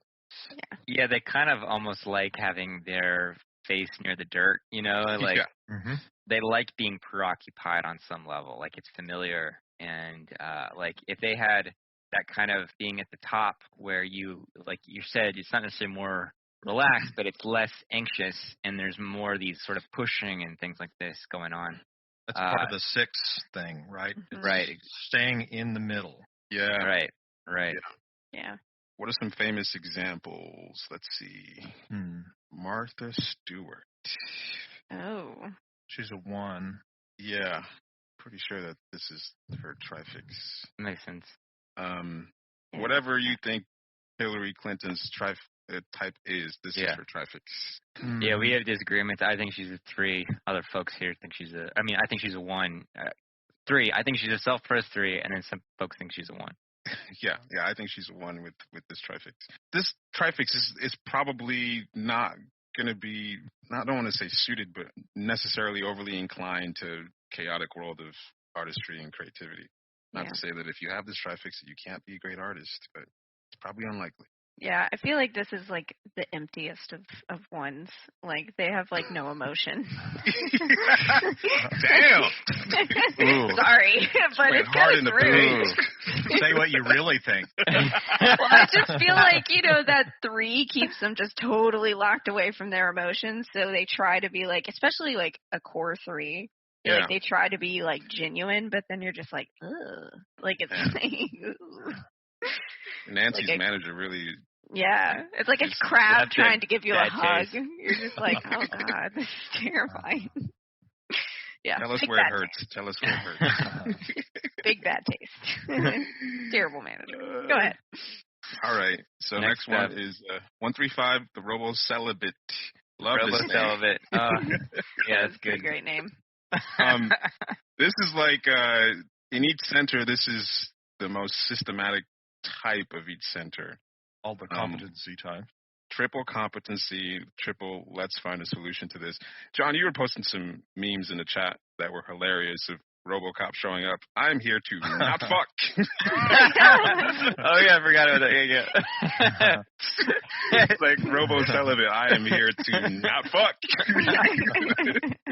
On duty. On Yeah. duty. But I think the celibate thing, there's the thing about one that anytime you have one and sexual instinct together, it seems counter to each other because the sexual drive is so loose and chaotic, and one is about order and restriction. And so whenever you put that together with 3 and 5 are, focused on productivity.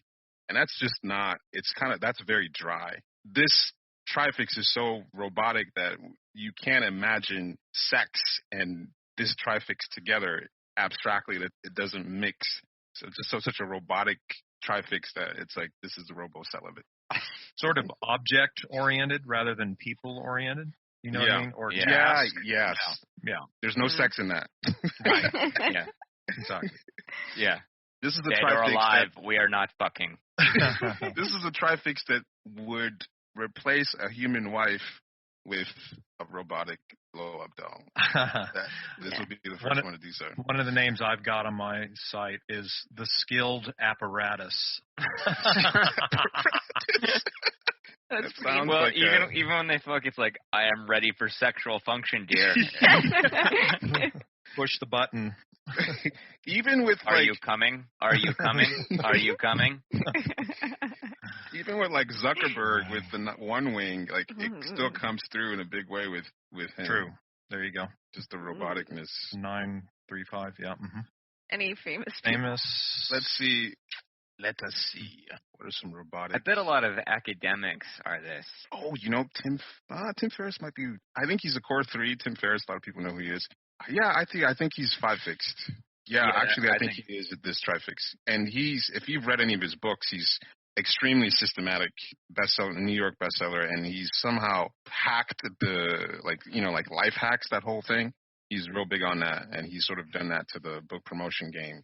But if you've ever watched any videos of him, he's a extremely detail-oriented, specific, somewhat robotic kind of person. A skilled apparatus. Yeah, I was gonna say he's pretty robotic. Yes. I always like to look up pictures of these people that you guys talk about because I never know who they are, and then I just look at them and I'm like, oh yeah, that's true. Yeah.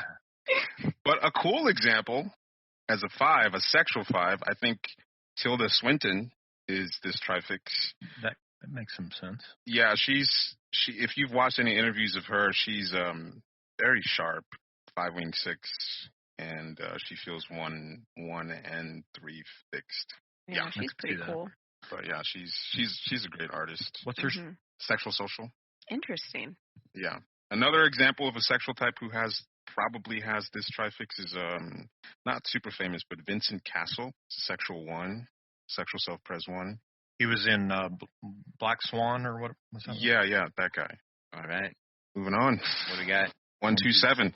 The cool teacher. The cool? Where did we come up with this name?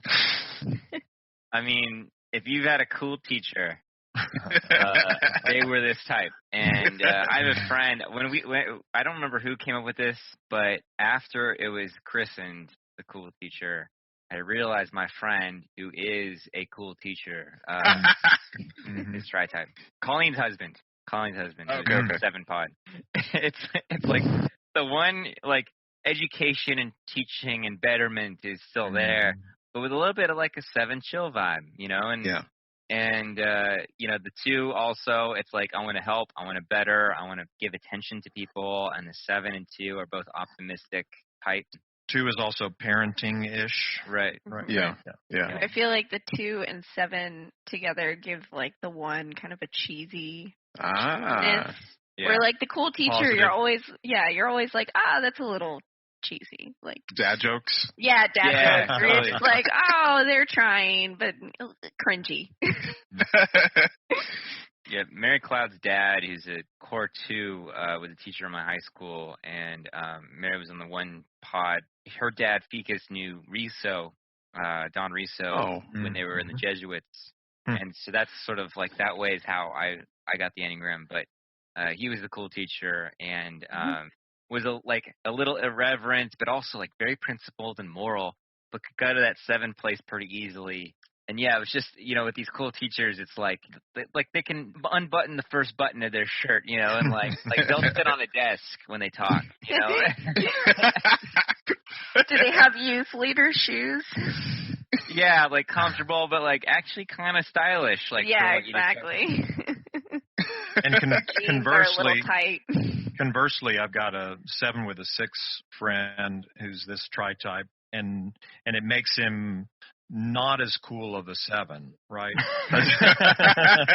Right? Because he's the 7 that the least cool 7 that teaches little league or whatever, oh. right? Wow.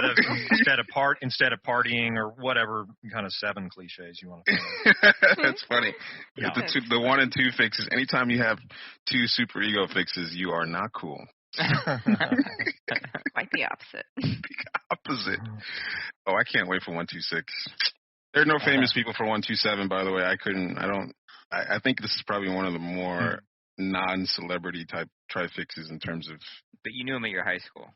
Yeah. Yes, definitely. I wonder if that Brene Brown woman might be this, a core 7 with this and 1 and 2. Oh yeah, that I'm just looking at her, just scanning through, and I think she's a core 7, and that would make sense. This is making sense. Yeah, that's a good example. So, 126, the ball buster. Okay, boomer. Yeah. So for the ladies, we got ball buster, and for the fellas, y'all are okay boomers.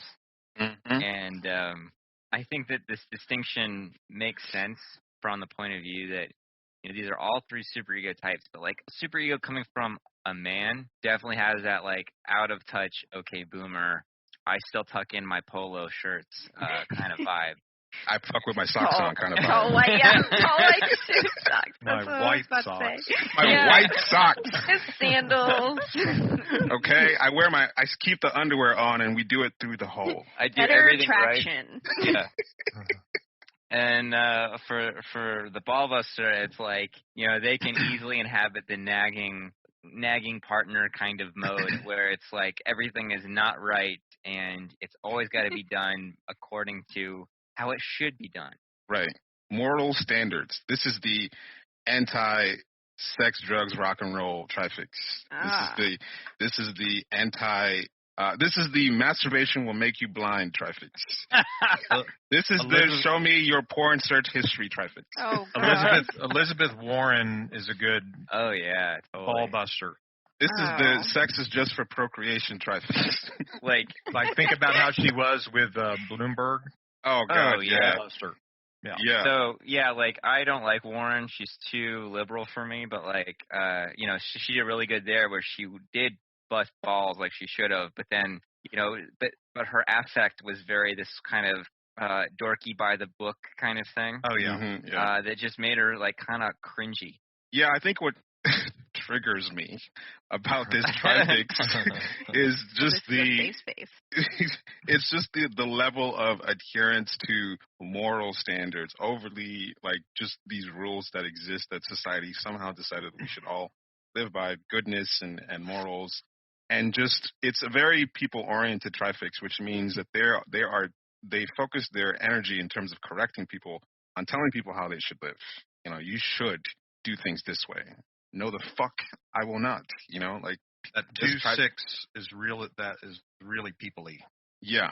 The corrections get aimed at the people around them. When they're younger, like there's a generational difference for sure.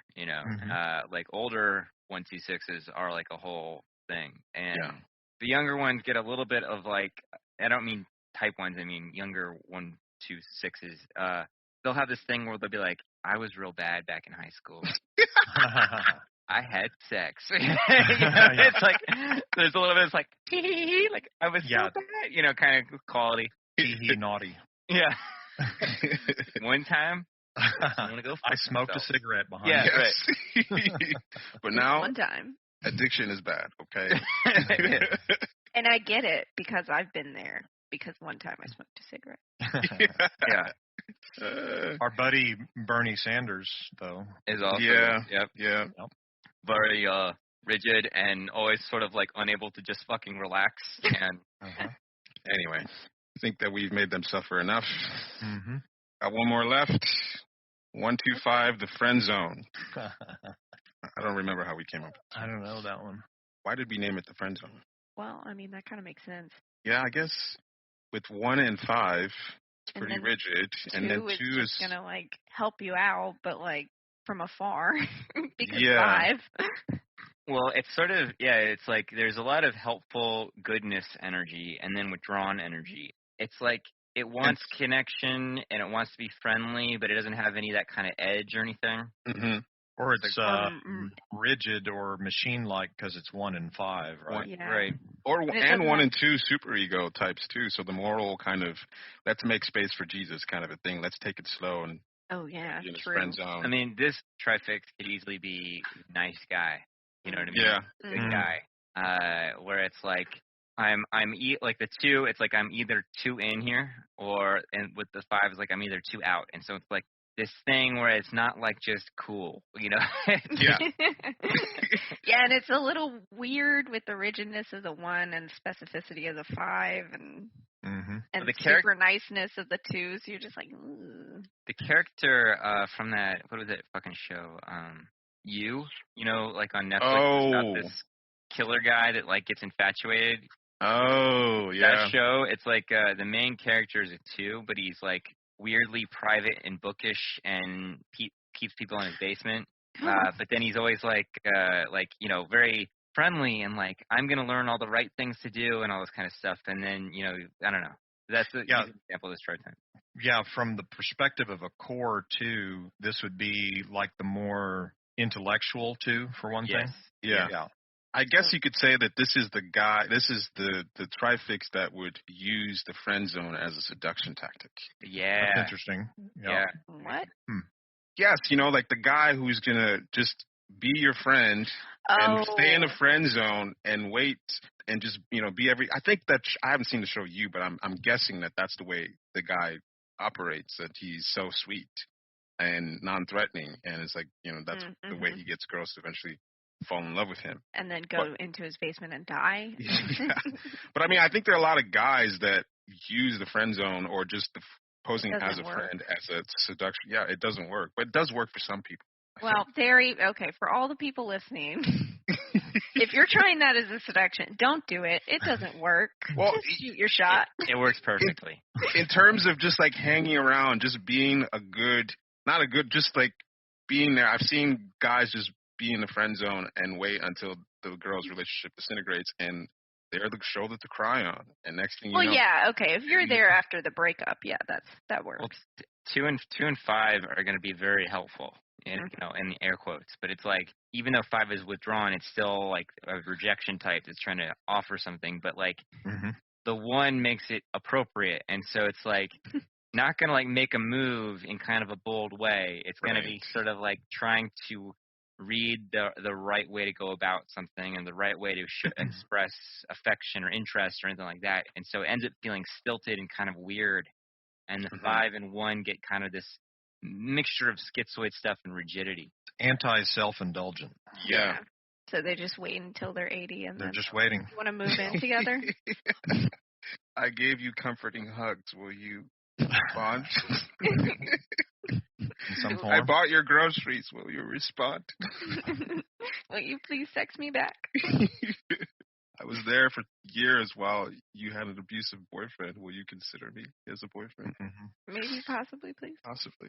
What about a woman that's this is a good librarian type, maybe. Oh, yeah. Helpful librarian woman. Yeah. Not the sexy librarian, helpful librarian. Not the sexy librarian. No. She could be sexy. I don't know. Well, yeah, but she wouldn't know it, I don't think. No. I don't think girls usually use the friend zone seduction. No. They don't. We ain't got time for that shit. No.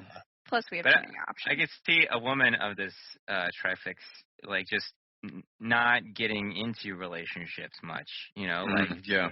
Don't have any famous people of this trifix. Is probably pretty rare. terms of celebrities. Well, yeah, 5 in general. Yeah, 5'2", anything. Yeah. But that's the last one. We're done. Yay. Bedtime? Of course. Nancy's ready to knock out. Do you really sleep this early? Yeah, I go to bed at 10:30. Jesus Christ. That's crazy. I mean, I can't do anything until like 3 p.m. and then after 6 p.m. I like can't do anything else except creative stuff. And so like I have this very limited window of being human, and then I stay up till 4:30 in the morning and repeat the cycle. That's a very useless beast. Yeah. I spent like an hour and a half this morning thinking about if an AI could look at my porn history and design exactly what I was attracted to. And I started looking through all the porn that I've been watching. It was like, could a computer? I did that for an hour and a half. That's what I did. Just Emma had a porn review. Like, I guess I got to go over this again. Oh, darn it. An excuse to look at my porn history. I was like, that's a useless beast for you right there. Like, I waste my life doing shit like that. Yeah, I was almost thinking that, like, I don't remember what we said about Useless Beast as a trifix, but, you know, people listening, all the little pain piggies out there have been loving the deficiency and humiliation that comes up from hearing these trifixes. And even for me, like, having just Useless Beast in mind, I was like, God damn it, I am so fucking useless. Like, just having that in mind, like, even though I don't think we roasted the 458 that much. Well, yeah, we had a difficult time even coming up with the name because a lot of the quote-unquote negative traits of this thing people would twist into a positive thing. Like, you know, the badness or the darkness of it or whatever. Yep.